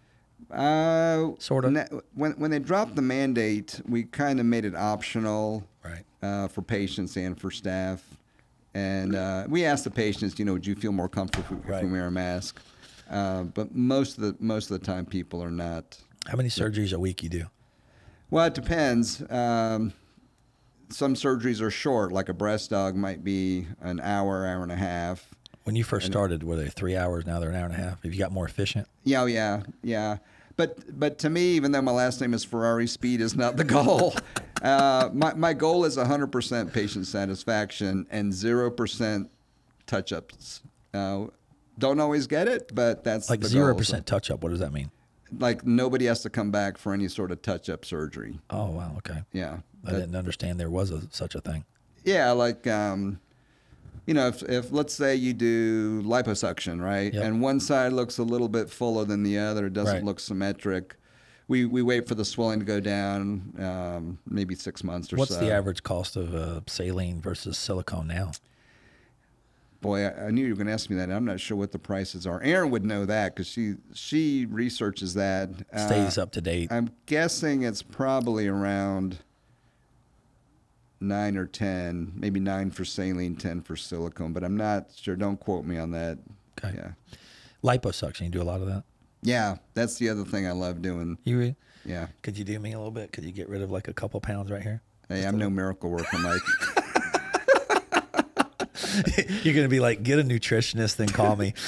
Right? No, we could give you like a 6-pack. I don't want a 6-pack. You know, 12-pack. I read online. Well, you got a kegger already. I already know, man. Listen. I'm old, man. Give me a break. I'm big. I'm 6'2", 240 pounds. Had back surgery. Can barely all walk. muscle though. Don't kid yourself. I'm somewhat muscular. I could be better. I'm striving.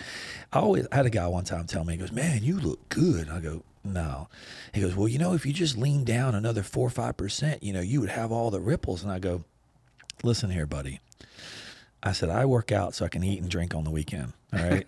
I said, number one. Number two is if I reach a level that is so hard to reach, I said, I don't want the maintenance. I don't want to maintain it.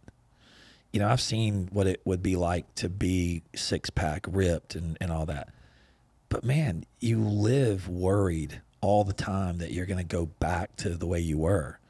If I'm constantly trying to 1% myself every day, if I've reached my goal, you got to constantly move the goalpost. Yeah. Right? I mean, if I've reached the goal, then I got to set a new goal. Yeah. If I just keep scoring a touchdown every day, then, ooh, yay. I've got to look forward. You know, I was talking to a couple guys that are battling depression. I have one of my best friends up north. I'm not going to say his name, but he's really struggling.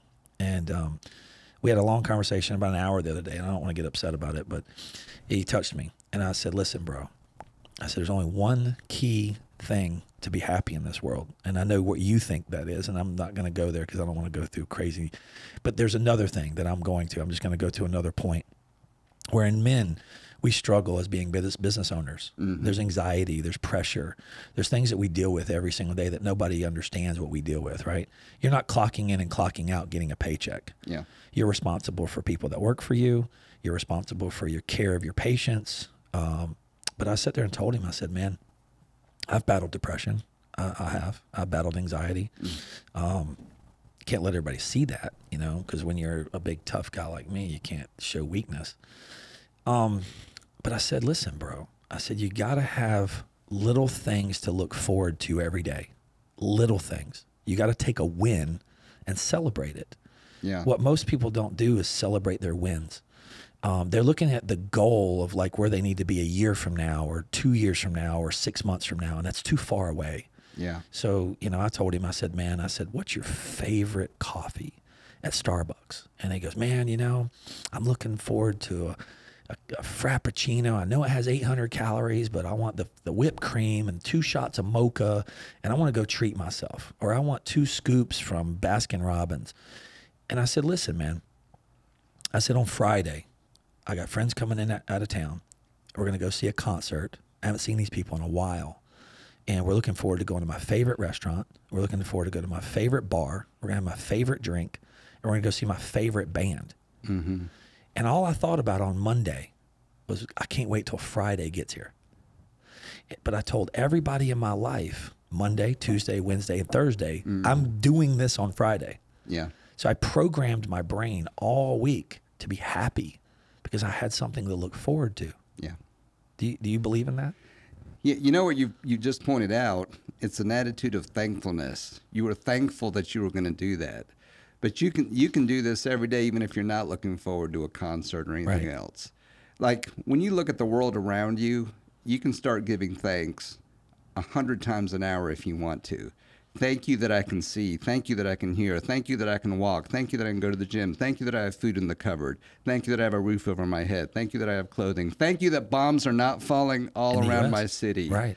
Thank you that I live, you know, in the United States of America. Thank you that I live in this time in America. The list just goes on and on and on. It'll change in 5 minutes. You can go from depressed to being happy, which is kind of what you're saying, right? Because you focused on the positive, something that you're thankful for that was going to happen in the future, and that's fine. But even in the present, you know, it's so important. Yeah, you look at, and I kind of learned that in medical school because you walk around a hospital, there are some hurting people all day long. You're like, wow. I'm thankful I don't have cancer. I'm thankful I didn't lose my legs in a car wreck. I'm thankful, you know, whatever it is, every day. And you're just like, wow. I know. You know, and being Americans, we've got very little to complain about. We are so spoiled. You realize half the world lives on $1 to $2 a day? That's half the world. 4.5 billion people make less than $2 a day. Most of us make 100 times that. in a day. Even poverty. And in we the talk US. about how, yeah, and we talk about we're broke. And the rest of the world looks at us like, you guys We're a are bunch of idiots. nuts. Yeah. We have 4% of the world's population and 30% of the world's wealth. We've got nothing to gripe about. You know, and when you see what people gripe about on TV, you're like, seriously? You got nothing else? Really? But an Aunt Jemima bottle, you're all worked up over that? Like, come on. What is, I don't know. It's like, I didn't know it was a thing. I know. I read on the magazine or news one day, and I'm like, okay, I don't care. But I know, but this is the world we live, because they've got nothing else to complain about. But they're just on a negativity mindset. If they had a positive mindset about living here, we should be thanking God every day that we live the way we do. Yeah, I'm very thankful. I had a really bad back surgery. I had a motorcycle wreck about 5 years ago. I dislocated my shoulder. I was in bed for a couple months, couldn't drive a car, and I didn't realize how bad my back got tilted in the wreck. And I rehabbed my shoulder. I got back to doing jiu-jitsu and mixed martial arts. I got back to doing mountain biking, and I only know one speed. That's full throttle. I have two speeds: stop and go. There's no in between with me. And so I went go, and I started getting pains in my leg. I started, doing yoga. I started getting therapy. I did a spinal injection. And then I had a lot of anxiety and stress leading up. I have a Guinness World Record in window tinting. And right after that, like a couple days later, my back exploded. And I had to get an MRI. Was in so much pain. I was crawling on my hands and knees, couldn't move, couldn't walk. And then the surgeon was like, hey, this is my bread and butter. I do these all the time. You'll be better than new. We'll get you up and walking around. So I had surgery. And when I got out of surgery, I couldn't feel my leg. That's scary. From my knee down, I couldn't feel a thing. I felt like 300 pounds was on my leg. And he goes, all these things sometimes happen. When we get into surgery, we don't know what it is. We hit a nerve. We had to, sew it back together. We had to put some cement on it, and hopefully it'll come back. And, man, 3.5 years later, man, I've been learning how to walk every day. Wow. I'm still tough as nails, though. I told one of the dudes in the gym, he said, man, you look tough. And I said, bro, I got one good round left in me. I said, but don't ever ask me for the second one, because if I don't finish you in the first one, that's all I got. So if I don't knock you out in the first round, I'm tapping out in the second. Yeah. But you said nerves earlier. Do nerves heal at all? They can to some degree. Yeah. Like stretched nerves oftentimes can heal. Right. If you catch a nerve injury early and you do sew it back, the nerves can grow down the old. Is there things you can do better than others to make them heal? Yeah. Is there anything I can speed it up? Because I've tried stem cells, I've tried PRP, I've tried physical therapy, I've tried eating right, I've tried getting inflammation out of my diet. I've tried everything. Yeah. All those things probably did help to some degree. Right. If you imagine like a big telephone cable, cut it, and then you're just sewing the insulation together, and you're hoping those wires grow back down the same old, the blue with the blue wire. Yeah, that's the problem. Now sometimes they don't grow back exactly, but the brain figures out, okay, the blue wire is now the red wire, and that's what one of the guys I talked to, he said, you might not have the same connectivity, but it may reroute itself. Yes, that's exactly right. Is that right? Yep. So I just think positive every day. Yeah. I wake up, whether I'm in pain or not, I'm going to attack the day. Yeah. And I read stories about people kind of meditating and imagining the nerve growing back down slowly, and that seems like the brain, we don't know 1/1,000,000th of the power of the human brain. We don't know anything. I mean, it's got to be the most complex thing in the universe. I mean, it's just the way God designed it. You ever seen The Matrix? Yeah. I wish that I could just plug a USB port in the back of my head. Hey, that's coming. Don't worry. You think it is? Oh, yeah. Are you really? kidding? What do you think about the AI technologies in the world today, like the artificial intelligence? Do you know much about that? I don't know a lot about it, but I from what I gather, I think things are happening too fast, too soon. Right. And like that movie iRobot, where, I think that's a very real possibility, where the AI just gets carried away, or the Terminator. Oh, you yeah. know, The first Terminator movie was basically based on that. yeah, it was AI gone wild. That they saw the humans as the enemy, yeah. and then they set off a nuclear war. Yes, because we're always screwing with each other. Yeah. You know, like the war and you know, it's incredible. Like, I don't see how or why anybody with this technology, food, innovation, and the way we're a global economy, why anybody's fighting. Yeah. I mean, the world is becoming a global world. Yeah. I mean, I've been to China, 3 or 4 years ago, and I'm a Southern guy. I grew up here in the South. All my family's from Georgia. You know, they might not have been the classiest of people when I was younger. My dad was a super smart guy and very intelligent, and I respected him tremendously. But it's like, I had a lot of racist friends growing up. Mm. And I didn't really want to be that way. But when I started playing sports, I didn't see them as anything but friends, Mm-hmm. you know? And I say they as, I mean, anyone of color. I'm just saying anyone. It could be Latino. It could be anyone. And they were my friends. And then when I went to China, I had an impression in my brain of what I thought China would be. Mm. And when I got there, it was all wrong. It was the most happiest, most humble, sweetest people walking up, taking pictures. So thankful that I was able to fly there and visit their country and be a part of what they're doing. And it was an amazing experience. And you've traveled, I'm sure, all over the world. Yeah. Where's the craziest place you've been? Boy, that's a good one.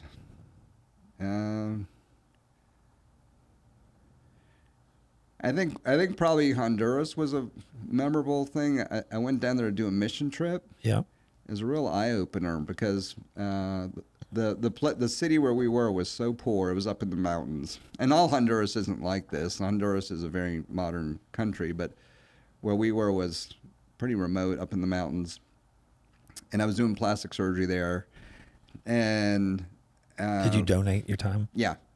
I remember a lot of the patients would walk like 3 or 4 days to get to this hospital because they didn't have cars and they couldn't afford transportation even, you know. And they're hurt? They're hurt? No, they would come for surgery like cleft lips or, you know. Okay. Well, now the last day I was there was a little girl in a house fire and she was burned pretty badly. Now, burns, you've got to get medical attention right away. And this girl had like 80% burns. It's a miracle she even survived the house fire. Well, her family brought her in a wagon. It took them 8 days to get to the hospital. I mean, this girl should have been in an intensive care unit 5 minutes later. And you want to say about being thankful. Yeah, and that's what I'm saying. I mean, this was like such a and that's what I'm saying. Were you able to help her? I was getting ready to get on a plane an hour later, but luckily there was a general surgeon there that was also a missionary, and he was going to take care of her, and he had a burn experience. But I don't know if she lived or died. I have no idea, but the chance of her not surviving were pretty high for being 8 days out from a How old burn. was she? She was probably 7 or 8 years old. That's so sad. It was tragic. How many places have you done that? I've been there. I went to Kenya once. Kenya. That was interesting. That sounds interesting. They had me doing all sorts of crazy stuff. The first day I get to Kenya, walk in the operating room, introduce myself, and they go, "Oh, great.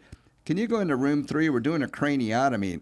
Craniotomy is when you're drilling a hole in somebody's skull, like if they had a bleed or something.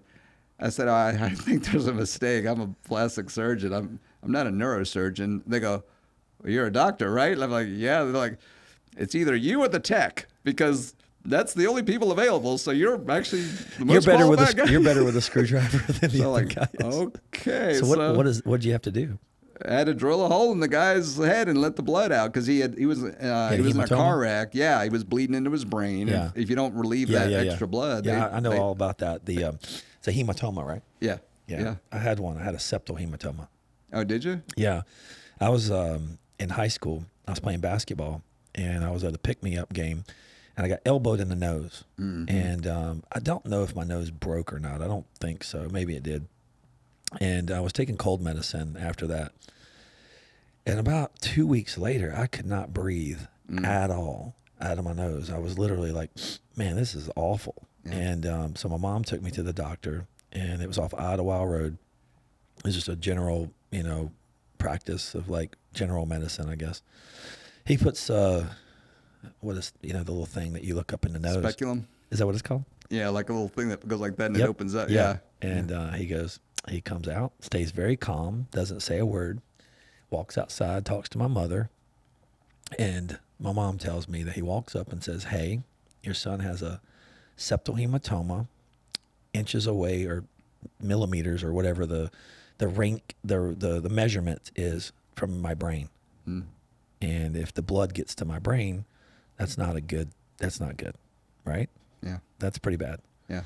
So anyway, an ambulance shows up in the parking lot about 10, 15 minutes later, rushes me to the hospital, and I'm having surgery on my nose. And then I have an allergic reaction to a drug called Nsef. Yeah. It's antibiotic. So it was something that was treating, so I'm allergic to penicillin. Okay. So they treated the penicillin outbreak because they gave me penicillin, and then they gave me, I think, Nsef to counteract that, and then had to give me something else. And then I broke out in like hives all over the place. But it was one drug complementing another drug, then trying to help the other drug. And they finally got it right. Okay. But yeah, so that's the only reason I know about hematoma. But now I had scar tissue, I guess 30 years later, and I couldn't breathe out of the right side of my nose for like a couple years. Just had a surgery on my nose about 4 or 5 months ago, maybe 5. And I went into this one surgeon. Just like you said, every surgeon's got a different opinion. Yeah. So I walked into the surgeon's office, and it was a younger guy, probably late 30s. And he was like telling me all these things and how long the surgery was going to last. And he wanted to do from 1 to 10, like all this stuff, right? And I was like, oh, okay, no problem. So I scheduled it. And then, I don't know, a week later, I just said, you know what? I screwed up my back surgery by not interviewing enough people. So I can't believe people anymore. I've lost the level of trust. So I said, I canceled it. I said, you know what? I've been dealing with this for years. Not that big a deal. So I was at a bar one night in Charlotte having a drink, and I looked over, and there was a couple just cutting up, just laughing and joking. And I looked over, I said, gosh, you guys are like having a blast. And the girl looked over at me, and she's like, yeah, it's our first date. We met online. And I'm like, oh, cool. And we started talking about different subjects. And the girl asked me, she goes, what do you think he does for a living? And I studied him. And I said, some type of doctor. And the only reason I said that is because I'm very observant of cars in the parking lot. I thought because he had a stethoscope around his neck. No, but in the parking lot was a very small parking lot. And there was only a few cars out there, and there was only a few people there. So I looked, and there was a Turbo S Porsche in the parking lot. And that's to me, a doctor's car. Yeah. You don't drive a Turbo S Porsche unless you're either, an executive or, somebody's got some money. And Porsches seem to be more of a surgeon's style car, just in my experience, because I work on cars, because I get to meet customers and I ask them all what they do. And so I'm very observant of cars. And I walked in and I said, I don't know, you're some type of doctor. He says, what kind of doctor? And I said, some kind of neurosurgeon. And he goes, man, you're close. I'm an EMT. And I go, oh. I said, cool. He said, man, how did you guess that? And they ended up buying me a drink because I guessed, and it wasn't like I had a lot of information to go on, but I just kind of made some simple observations and just made some simple decisions. And I asked the guy, told him about my nose, told him I was looking to get surgery, and I canceled it. And I said, you're an EMT. If you were getting the surgery on your nose just to breathe, I just want to sleep at night and breathe. I said, who would do your surgery? And he goes, obviously Dr. Gibson. And I go, okay, well, where's this Dr. Gibson? And it's in the same place at South Park. And I go make an appointment to Dr. Gibson, and I walk in, and he looks like not a younger, but a cooler version of Santa Claus. Okay. He's got his hookah shoes on. Yeah. He walks in there just, okay, how are we doing, buddy? What's the little bear that's in the commercial years ago, the cartoon? Like the little bear that had the honey. He was always looking for the honey. Winnie the Pooh? Winnie the Pooh. Yeah. This is Winnie the Pooh. Okay. Dr. Gibson in my brain is Winnie the Pooh. Like, he is the sweetest, most gentle, most humblest man I've ever met. And he comes up there and he looks at my nose. So what do you want surgery for? I said, I just want to breathe. He goes, I think we can do that. And he looks at the chart, looks at the other doctor. And he goes, well, I can see what the other doctor was doing, but he's being very aggressive. And he goes, he must still have a lot of medical bills. I don't know if surgeons get paid more by doing more surgeries. Like, yeah, sure. They probably do, right? Yeah, the more procedures you tack on. That's what I was thinking. Yeah. So it turned around and I felt that. You know how that little spidey sense? I felt it. Yeah. That's what happened. I felt that. Okay. Did you ever feel that when you were a surgeon, that other surgeons were doing more than they should? Oh, yeah, I see it all the time. Do you really? Well, like, patients come to me and they tell me that, you know, some other surgeon recommended all these things. And I'm like, and like you say, like, why would you want that? And they're like, well, I don't want that. Like, when I explain to them what it is, they're like, I don't need all that. So money is a big determining factor why people do things. I think in any business that is true, you know, and I think some doctors are not immune to that. I think you live by a different code. I do. I can tell. Yeah. And that's why when you're asking me the prices of things, I don't really know. It's fine. I don't really care because that's not the most relevant. That's not what drives me to recommend one thing over you another. You want 100% customer satisfaction. That's you want the people goal. to leave you with a smile, thanking you.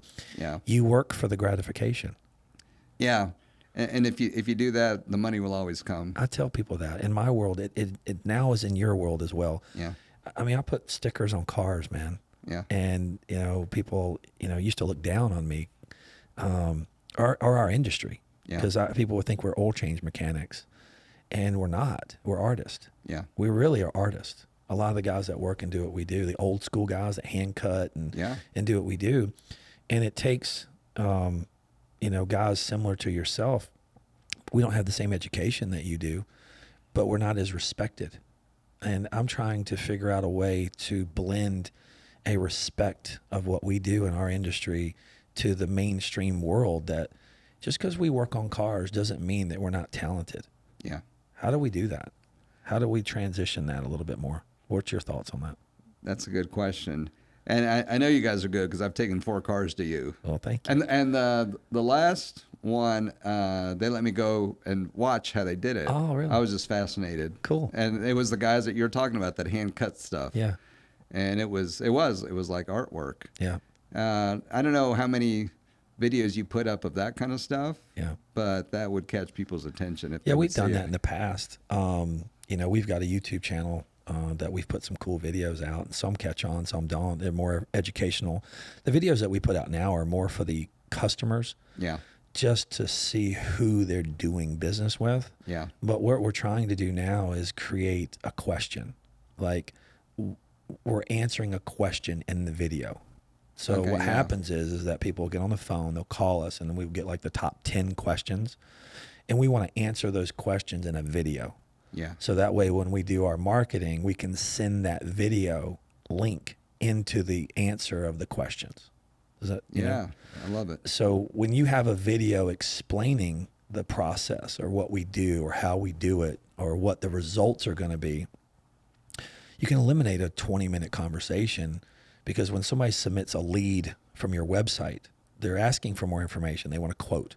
Yeah. The number one thing people do is they go, what's the price? What's the price? What's the price? And I go, what film do you want? What film do you want? What film do you want? What kind of car do you have? You know, when you go to the gas station, you go, well, how much is gas? Well, do you want 87? You want 89? You want 93? When you call Outback, hey, man, I just want a steak, man. How much is your steak? Yeah. Do you want the 6-ounce sirloin? Do you want the 8-ounce filet? Do you want, I mean, they all have different prices. Yeah. You know, and I'm sure your business is the same. I mean, you want silicone, you want saline. Now let me ask you a question. What's the smallest CCs that you do? 200, 250? I think the smallest I make is a 150. A 150. Yeah, and you've had hamburgers bigger than that. I'm just telling you, that's not a very big. That's pretty funny. So what would be your common CC? 300, 400, 500? Yeah, and the 300 to 400 range is the most common. What's a with people, perfect B? You know, that beauty's in the eye of the beholder, not beer holder. A lot of it depends on what a woman starts with. Yeah. Right. What she's playing with now. Like how much skin. she's got to begin with. Right. Right. Her frame, her size, you know. And Right. so for you, if I was going to do your AUG, a B cup would probably be a 325, whereas if it was my wife, she's a much smaller woman, it'd probably be a 225 or 250. See, so it's a frame. Are the CCs less expensive? The bigger you get, the more it costs? It makes no difference. It's the same. Yeah. Now, when you put them in, are they just little bags and then you have to pump them up with saline, or they come already? How do you get them in? The salines are, they've come filled with air. Okay. And when we get them, we submerge them in antibiotic solution and squeeze them to make, like when you're checking an inner tube on a tire, make sure there's no leaky valves or anything bad in it. Okay. And then you remove all the air and you roll it up like a little enchilada and you put it in through a little hole, like maybe an inch. And then you fill it once it's inside the body. You get this big bag tucked in. Like you just constantly keep pushing this thing in and pushing this thing in. Yeah. What do you push it in with? Like a Q-tip or something? Well, no, when you roll it up, it just slides in. Yeah, oh, it rolls up in like a little a tube? Yeah. You roll it up. Yeah. And it's got a tube attached to it, and you push it in. Have you ever done a video on that?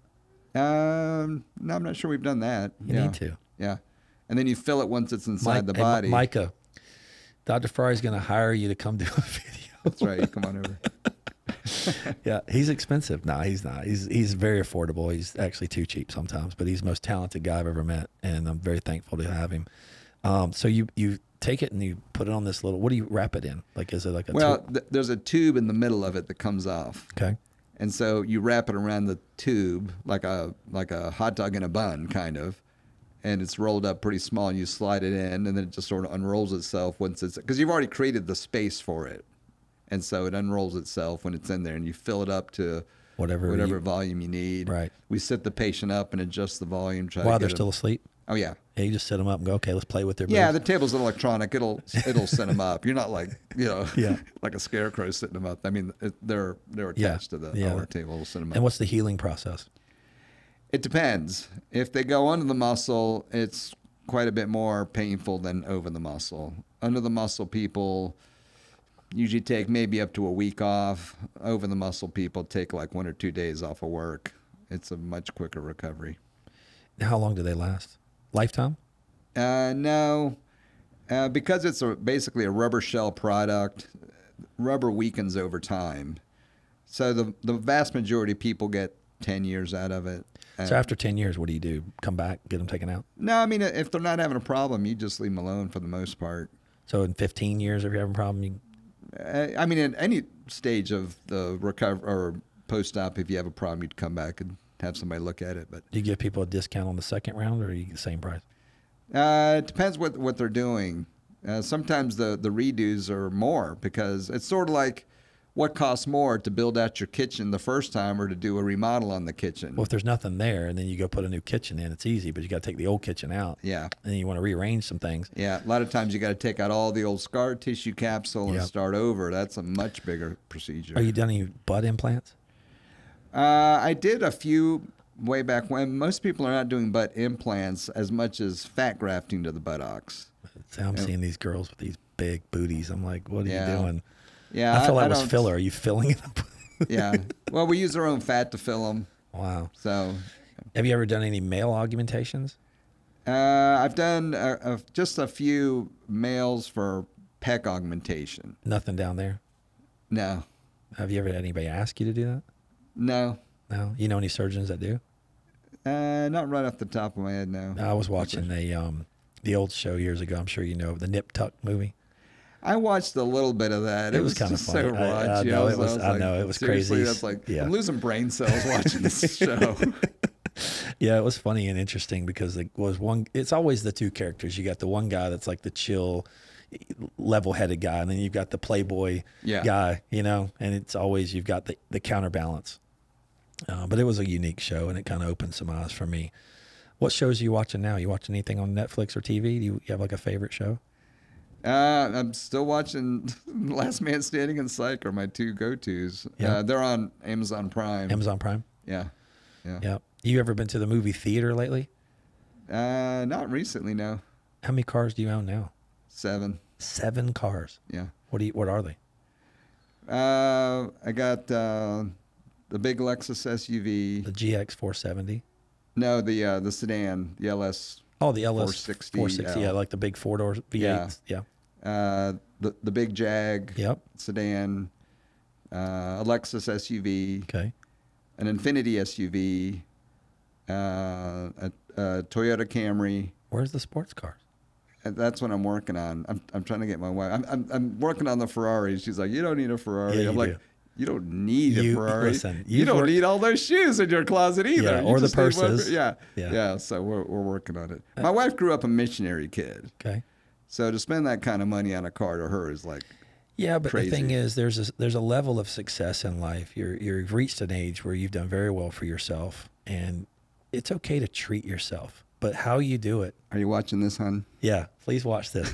It's okay. I've battled that myself. Yeah. Like I've literally in the last 25 years of my life put all the money I've ever made back into my company to grow the company. Yeah.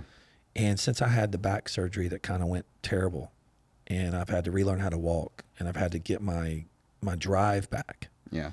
And then when I hired people to help me, I've never asked for help in my life. Yeah. Ever. So I finally reached a level in my life where I asked for help. And when I asked for help, I asked for more help.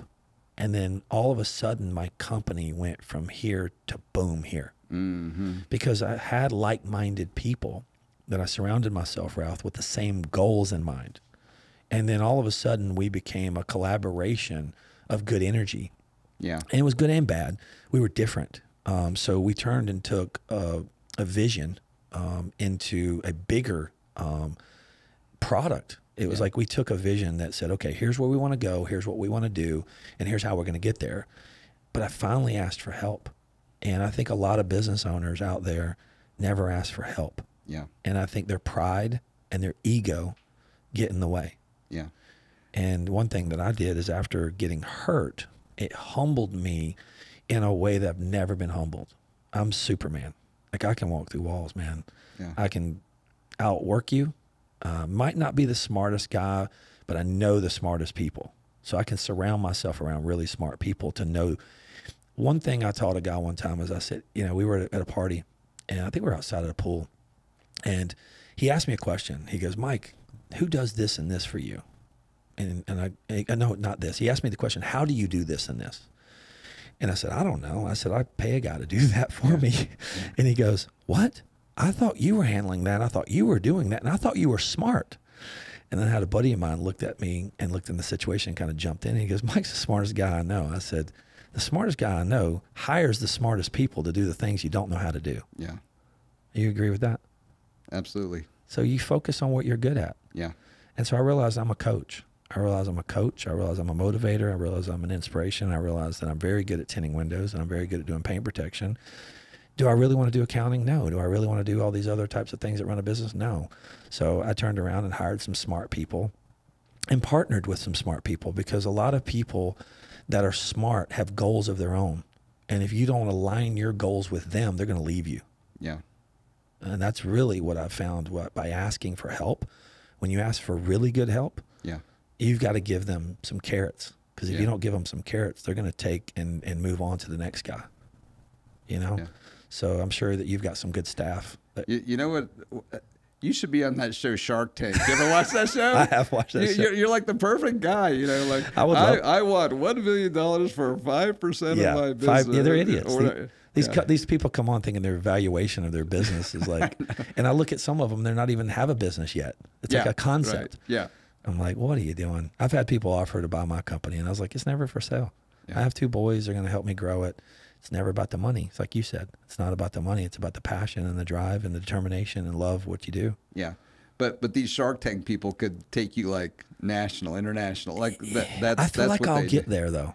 Yeah, but you would accelerate with somebody with their know-how. I would love that, but it'd be the right strategic partner. But see, those guys are sharks for a reason. They'd come in and bite me and take half my legs off. Hopefully it's your bad leg. Hopefully it's the bag leg, exactly. But yeah, I've reached a level of Sunstoppers that is beyond whatever I thought it would be. To be honest, I'm happy. A lot of guys ask me, they go, how did you get multiple store locations? And I said, well, I always knew I had my original store I could go back and work at by myself to pay all my bills. Okay, yeah. So why not take a risk? Why not take a chance? And why not grow?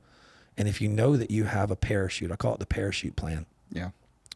I can always get rid of every store and go back to my original store in Matthews and just go and work there by myself with a front counter person and pay all my bills. Yeah. Because I never got a lifestyle outside of what I couldn't afford. Okay. And I think that's the secret. A lot of these guys get a little bit of taste of success. Like you said early on, as a surgeon, you started making some good money, and they start making bad decisions. They buy the house they can't really afford. They still have student debt. They go out and buy the Ferrari. Yeah. And you're over here, can buy probably 10, and you're over here telling me that you just want to convince your wife to buy one because you would rather give the money to other people who need it. Yeah. Isn't that what you do? Yeah. Do you donate a lot of your money? Yeah. To who? Charitable organizations. Usually it's a Christian organization. A lot of the food banks around. Right. Feeding people's important. Feeding people's important, and feeding their spirits important. Do you go out and actually talk to people yourself? Yeah. That's important. Yeah. I think that's sometimes more important than the money. Yeah. Giving people hope. Right. I think that's that is, why, yeah. it's You way can't more put a valuable. price You on can't that. put price on tag on that. No. Yeah, I agree with that. I think giving people hope and a sense of purpose Yeah. is that's invaluable. And how much money do you really need? You don't. It's never going to be enough if that's Right. what your goal is. But yet you give it away, you get so much more back. Well, who's measuring? Right. You got a roof over your head. Right, You got beautiful children, healthy. Yeah. You got both arms, your eyes. You can still see. You got your teeth. At least I think you do. Are they fake? Are your teeth fake? No. They're original? They're all mine. God, they look Yeah. good. Yeah, thank you. You're 60 years old and have perfect teeth. Did you have it done years ago, or do you have any work done? I mean, I had braces when I was a kid. Did you? And Yeah. it lasted this long? Yeah. I mean, I was good about it. Wore my retainer and the Yeah. whole deal. So yeah. Yeah, they've stayed that way. I had a car wreck when I was in college, and I guess during the car wreck, about a year later, one of my top teeth turned black. Oh yeah. I had a nerve. You killed the root. Yeah. I killed the root. Okay. And so they did a root canal, fixed it, and then it weakened it, and then the other one went. Mm-hmm. And then all of a sudden, I had to get both my teeth taken out, and I did what's called a bridge. Yeah. Where they kind of just bridge your teeth over. Yeah. And I think it lasted about 20 years. And my dentist in Mint Hill, Dr. Bookhold, I've been going to since I was like 7 years old. He was retiring. Uh-huh. And I went in there for like one of my last cleanings. I said, Doc, because I had a chip during my motorcycle wreck.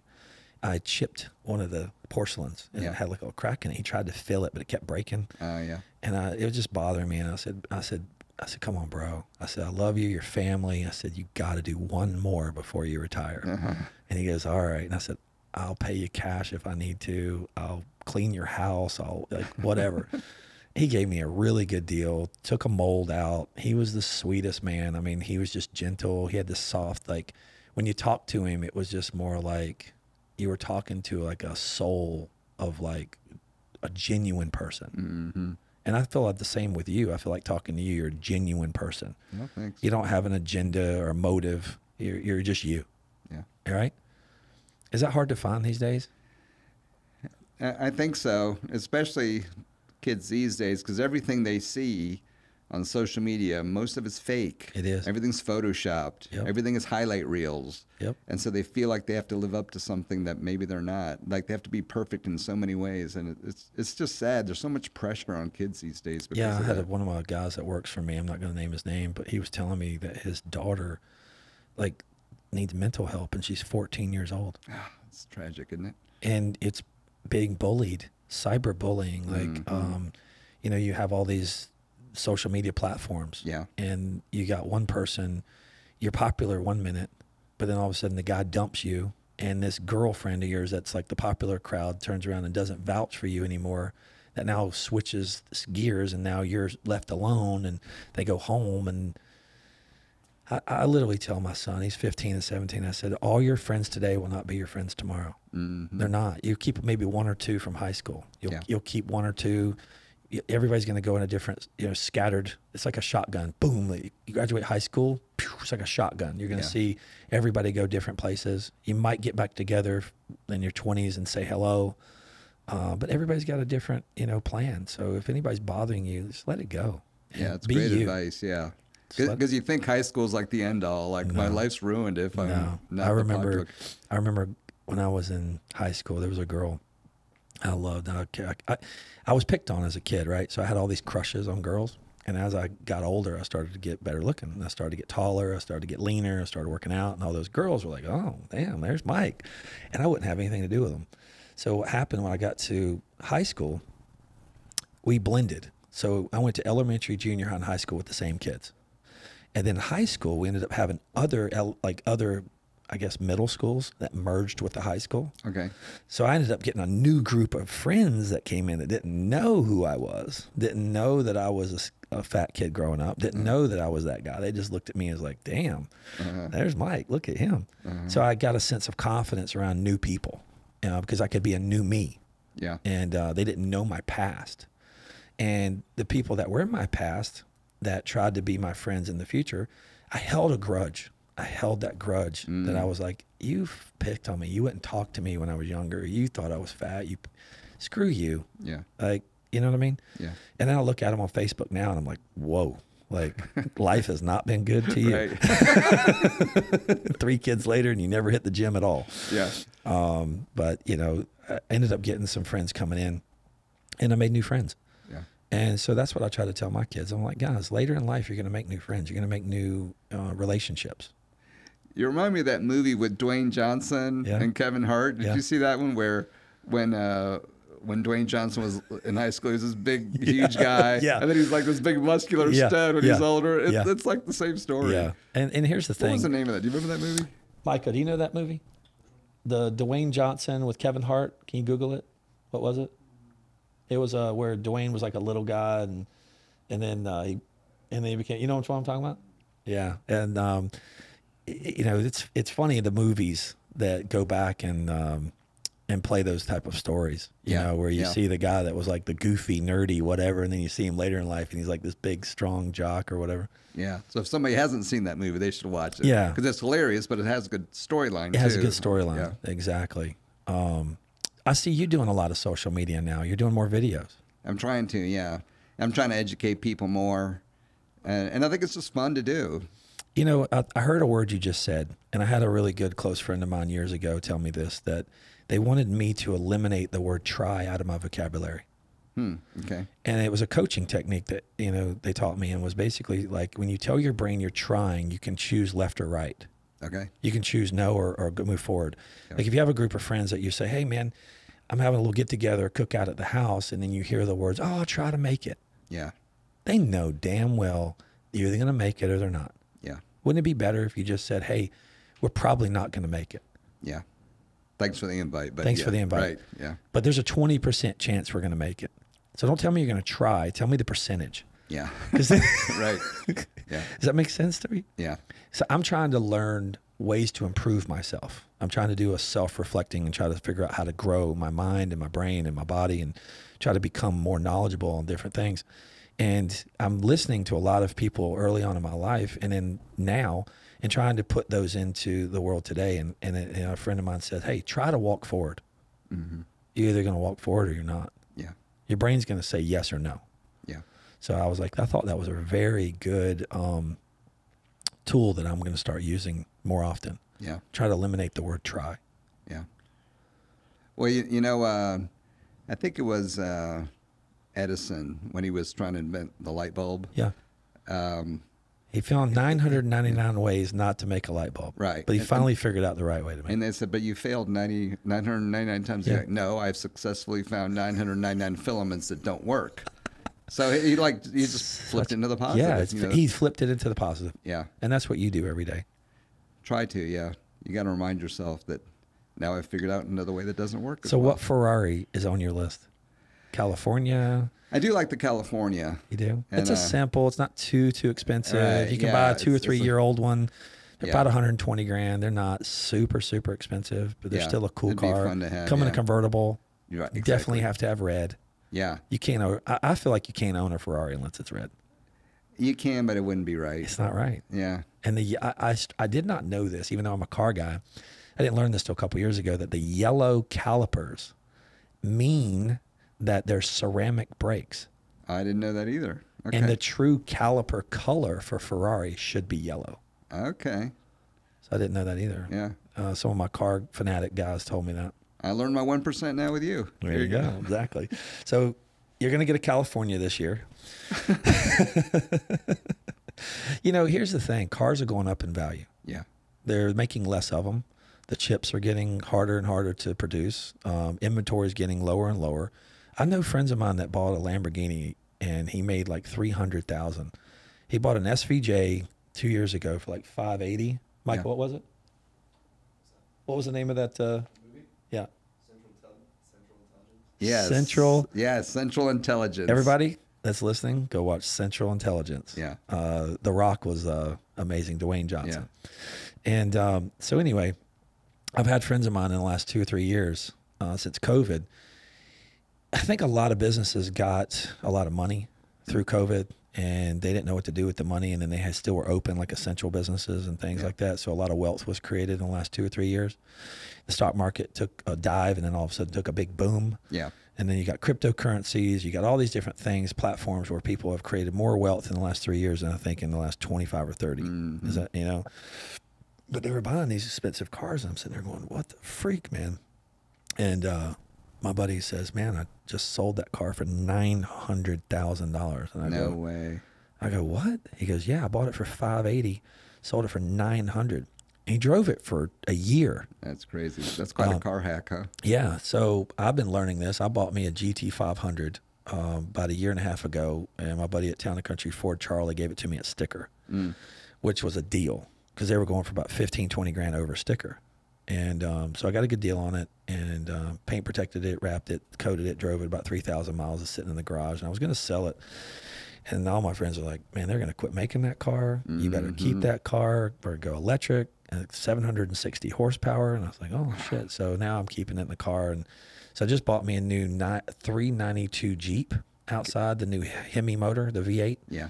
And the value of that Jeep's going to hold its value. So I feel like in a year I can sell it. And the cost of ownership, one of my business partners, Thad, was telling me years ago about a McLaren. He used to work on McLarens all the time. And he's like, oh, if you own this car, it's called the cost of ownership. It costs you nothing to own the car. And I'm sitting there processing that information. So you buy a car for, say, 80. Yeah. You drive it a year and you sell it for 80. The cost of ownership was taxes and insurance. Yeah. And fuel. Yeah. And that's what's going on today.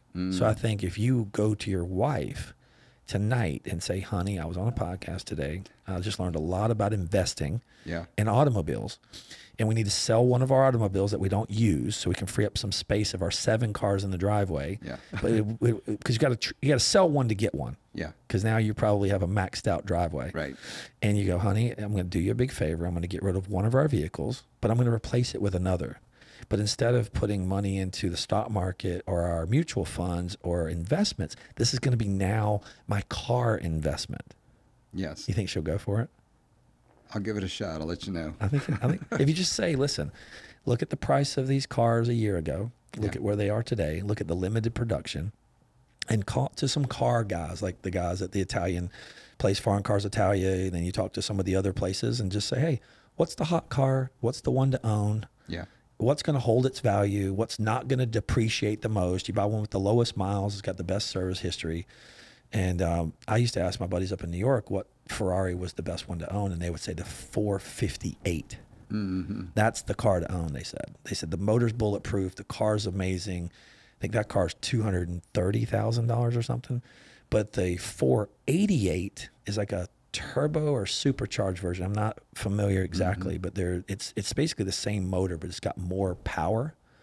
But the power doesn't go to the wheels, and the ratio of way the car drives is not as good. Even though it's got more power and it's kind of like the bigger, more expensive car, they keep telling me that the 458 is the more balanced car. Okay. Like it's more of the drivable, more car enthusiast is like that car better. Yeah. Okay. So I learn things all the time from these. Yeah. Even though I'm in the car business, I'm not a car fanatic. Yeah. But I'm looking at it now, so I look in my mind, I go, okay, well, I could put $100,000 in the stock market, saving money, or I could drive my $100,000 car and sell it a year from now for $100,000. Yeah. But if you have $100,000 in the bank, it's just paper. Yeah. It's just paper. What value does it really have? Especially with currency going down in value and inflation going through the roof. Yeah. The cost of owning goods are actually becoming more expensive, which means the value, if you bought it a year ago, is now going to go up 10, 15% just off inflation. Yeah. Yeah, you're right.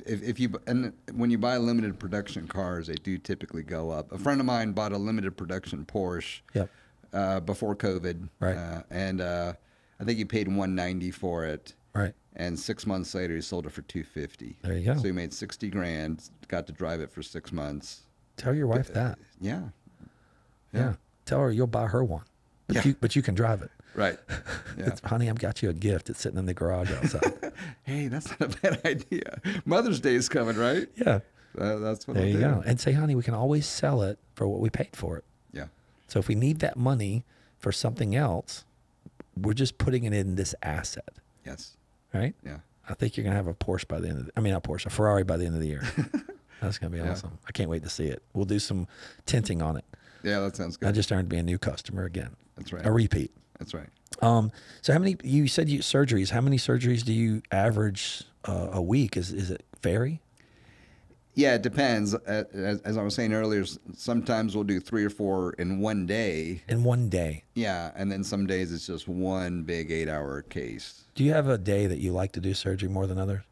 Is Mondays, Tuesday? Monday's like your go-to day? You've had a chance to recap, relax. Yeah, because the weekend's over and I'm ready to get back to work, and surgery is what I love to do. You're eager. Yeah. You have that eagerness, that little. So if I'm going to, so anybody going to Dr. Ferrari and you're going to get a scheduled appointment, just remember that Mondays book up quick.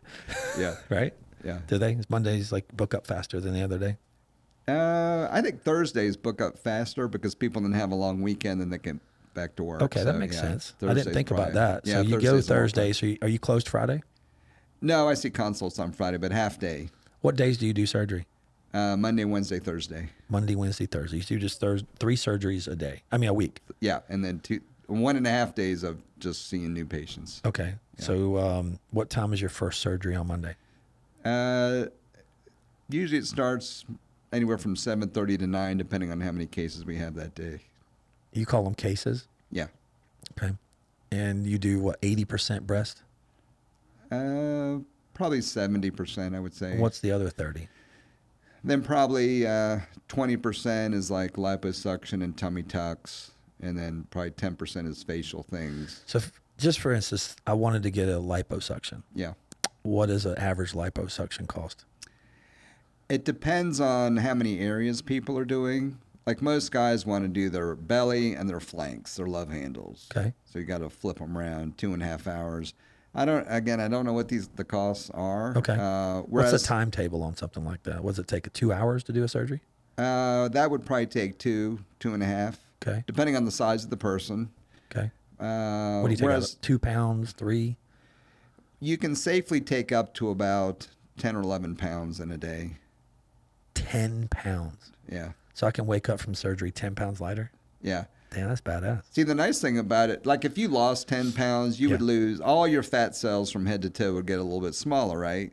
Whereas when you spot reduce 10 pounds in one area, all of a sudden you look totally different. And forever your shape will be better because if you gain weight later, it's going to go to other areas, but you're not going to like spring back and get your gut and your love handles back. That doesn't happen. So once you take the love handles and the gut, it's not growing back there. Those fat cells don't grow back as fast. They'll grow back a little bit, like they can swell as you gain weight. But the problem is if you took a lot here and then you gained a bunch of weight, all of a sudden you might get fatty chest and fat arms and fat legs or whatever. Like I've never had a fat chest. Well, yeah, because now the body's favorite fat storage site is gone. The body's got to find someplace else to store the calories. How long does it take to heal from something like that? Most people swell the first week or two, and then it starts to get better. At 3 months, probably 80+% of the swelling is gone. So it could take up to 3 months. Yeah, and actually, when we see people at a year, they look better than their 3-month photos. Really? But yeah, if somebody's going to go to the beach, let's say, we tell them try to make it at least December. 2 months before. So if you want to get trip. liposuction, do it in December, January, February. Yeah. Get ready for June, July, and August. Yeah. So about 3. It's funny, now that the weather's warming up, Yeah. the phones are ringing off the hook. Really? Everybody's like, I got a beach trip coming up. I got to look good. When can you see me? Well, you got to wait until the last minute, lady. I'm sorry, How backed up are you? Like you months out? Yeah. Months. Yeah. Like if I want to go get liposuction, it'd take me what? For you, special deal. Ooh, I love it. So no, if I wanted it, really, when would you be able to get me in if I wanted it? Probably in May or June. So you that booked up? Yeah. That's great. That makes you feel good, right? Yeah. It's funny because we'll operate on Saturdays too, if need be. Now, the catch is, of course, it's time and a half for everybody, right?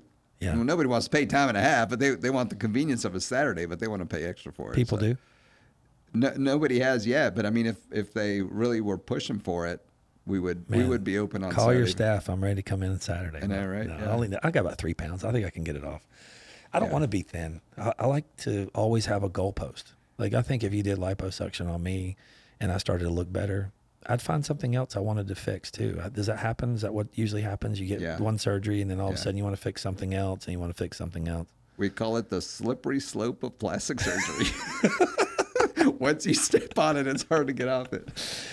That's kind of why I don't ever think I want to do anything like that. Yeah. I want to always, like, I like unless it was something that was just abnormal. Like if I, like sometimes I feel like when I look in the mirror, I got this like little chin down here that just seems to and there's nothing I can do about it. It just seems like my skin gets a little thick. Do you see that?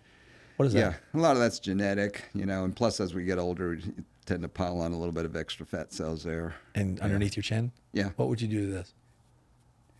I'd have to examine you, but a lot of times we can just numb it up and just suck that fat out. Now, we use a thing called Vaser, which is an ultrasonic device that destroys the fat and helps the skin to shrink a little bit. Huh. As opposed to just vacuum it out, then the skin could hang, which would not be attractive. Yeah, I know. I was at the gym one day and I looked at you and all these friends of mine are like, man, I'm getting Botox and all this kind of. I walked up, I said, man, what do you think about Botox? He looked at me and said, it's not going to help you. That's a real friend right there. No, sorry, bro. That ain't going to help you. Hey, I got to be honest. I don't want you to waste your efforts. God, you could have just teased me and said, man, I could have done this and could have done that. But you just were blank and said, man, no, I can't help you. So that was funny. I think I told a couple people after I left the gym that day, I was like, man, I ran into Dr. Ferrari and asked him about Botox because I have all these wrinkles on the side of my. He goes, man, don't waste your money. This is the guy that, Well, because your cheek goes up and the lines come back. Yeah. So Botox would just weaken this muscle here. And for you, it wouldn't make much of a difference. See, that's what I love about this guy. He's so honest. Yeah. He's genuine. He's one of the best plastic surgeons. And you heard it from his mouth, top 5% in the world in breast augmentation. In Charlotte, is there anybody better than you? Not really. Not that I know of. I can't think of it. Don't you just love I love the confidence, but the thing is, you're not just confident, you really are a craftsman. Like I think you've mastered a craft. Isn't that how you look at it? Yeah. Yeah. I look at every single case I have ever done and then try to see, could I have done that a little bit better? I'm never satisfied. Never satisfied. Yeah. Is there any plastic surgeons across the world that you keep up with that are doing innovative things that are different or new or cutting edge? Oh, yeah. That's why we go to medical meetings and, watch other surgeons talk. And yeah. I'm going to get like one or two more questions and we're going to wrap it up. But is your dad still alive? No, he passed away How long ago? About 10 years ago. 10 years ago. What did he die of? He had pneumonia, actually, but he had dementia as well. And he had a very detailed, as a doctor, he had a very detailed living will that basically said, well, one of the things was if he had dementia and had reached a certain stage, he didn't want any measures taken. And so we respected that. When he got pneumonia, we just sort of kept him comfortable. And, but he was to the point he hardly recognized people. It was very sad because he was a brilliant man. Right. He couldn't even speak. He was just sort of, he was in a box. What age? He was 80. 80? Yeah. I'm very thankful my dad's 82. Yeah. And he's battling some health issues right now, but he's strong. He's getting through it. We're actually about to renovate his hall bathroom. His one request the last couple of days, or not last couple of days, last couple of months when we've been talking about renovating his house because it's the house I grew up in. Oh, yeah. And it's decrepit. I'm not saying decrepit, but it's just got that 70s still kind of Yeah. look and things, and we're trying to redo the hall bathroom for him. I want to make it more accessible. And my mom is giving me a hard time about the den closet, because I want to take the den closet out and Yeah. wall it up so I can get a bigger shower Okay. in there for my dad. And he's just asked me a couple times, he's like, I want a steam shower. He used to love going to the YMCA. Yeah. Oh yeah. And he said, the only reason I go to the Y is I walk in, I go sit in the steam shower for an hour, and I leave. Like, that was his workout. But he Okay. misses it. But over COVID, he couldn't go. And they closed the steam shower because of all the rules and regulations and masks. So he was kind of pissed off about that. And I think the older you get, the grumpier you get, you know? And so we're trying to make that happen for him in the next couple of weeks. We're tearing out the bathroom. And my mom, like today, she calls me, do I get any input on this? And I said, well, Mom, I'm paying for it, and I'm going to take care of it. And I said, this is Dad's hall bathroom shower. When we get to your shower that's old, we will talk to you about what you want. Yeah. And my dad never gets anything. My mom just bullies him all the time. And just like, we're doing it this way. Yeah. And makes 30,000 decisions. Did your mom and dad go through things like that, where your like dad tried to do things and mom like trumped her, I guess you could say? No, my dad He ruled the decided roost. everything. Yeah. He ruled the My roost. mom had very little input. Did your mom work? No, she was a stay-at-home mom. Good. She raised a good kid, right? Yeah. Huh? That- Any no. brothers or sisters? I have 2 older sisters Where are they? here in Charlotte. Are they? What do they do? They're both actually retired. Yeah? They were both travel agents when they were younger. Travel agents. Yeah. I don't think you need those anymore, do you? You got Expedia, you Yeah. got all these different Right. services online, kind of Yeah. do it for you. Yeah, but there's certain times. I mean, I've used their services. Have you? Before. Like, yeah, because it's fun. It's one phone call. Hey, book this for me. Yeah, you know, we want to go to Europe, and Here's here's my the credit cities, card. and Yeah. just Plan it give out. me an itinerary, you know, and it's easy. I don't have to research it. You hit the easy button. Yeah, so it's, Where is that? Can I hit that button? yeah, Man, yeah. I get online, I research the flights, I research this, it takes half my day. yeah. No, see, that's not worth my time. See, I'd rather just you could do yeah, another yeah. surgery. yeah, and you get their expertise. Right. It would take you a long time to get that level of expertise. So you got 6 years in your first practice here in Charlotte that you created. Did you sell that practice, or did you move the equipment that you had there into the new building, or how did that go? No, I was in Miami for 6 years. Okay. And then when I came here, I joined a guy for almost 2 years. Then I went off on my own. But when you had your place here, Yeah. the 1.4 million to build your own Oh, place, yeah, okay. yeah. When you built that facility, the smaller one, did you take a lot of the things that were in that facility and put it into the new facility that you have now? Yeah, that was just furniture. It wasn't much equipment. But you lost a lot of that build out in the old. The build out was already there. I just sort of moved in Okay. and used it. Yeah. It was Did you already- take a lot of the equipment and moving into what did the new building cost to upfit? That's what I was saying. $1.5 million to upfit that one. Up the to new build building. it, to build it, and build it out with an operating. Well, actually, 2 operating rooms. Yeah. And that's the facility you're in now. yes, Yeah, and it's state of the art. yes. What regulations does the Board of Health come in and inspect it? Sort of. We have a nationally certified operating room, and every year, every quarter, we have to submit certain documentation that we're keeping up with all the regulations, and then every year or so, I'm sorry, I think it's every 2 years they come in and actually physically inspect everything. Do you have any cameras in that room? You're not allowed cameras in You're there. not? No. Okay, even if I sign a consent saying, I want to be on camera. Oh, like a live. I'm just saying, like, if anything went wrong, like, I'm just Oh, I see. curious, like, if you had Yeah. a camera that said, okay, here's the surgery, we didn't touch you, I had 3 people in here. Is anything Yeah. like that going on? No, you're not. You're not technically allowed cameras because somebody could hack into that, right? And That's then, true. Then they could watch the surgery or Yeah. whatever. So yeah, you're not allowed cameras in there. Yeah. Is there any, like, do you have, like, malpractice insurance? You have to, yeah. In North Carolina, you have to carry How it. expensive is that? Well, you have to have a certain level, 1 million per occurrence, like per lawsuit, and 3 million per year minimum. I'm not sure what I paid for that. I think it's 25 to 30,000 a year. I'm not exactly For sure. malpractice insurance. And for insurance, yeah. So doctors, I mean, these companies that you have to pay insurance for, like, they really do protect you. Yeah. Oh, yeah. Good. Yeah. I think you're in a unique little environment. You're 70% breast augmentation, making people happy. Yeah, that's the idea, right? You found your niche. Yeah. Oh, man, I want to thank you so much for coming. I learned a lot today. Well, thank you for having You're me. amazing, man, and I'm so thankful to call you a friend. Likewise. Yeah, Thank thanks you, for Mike. coming, man.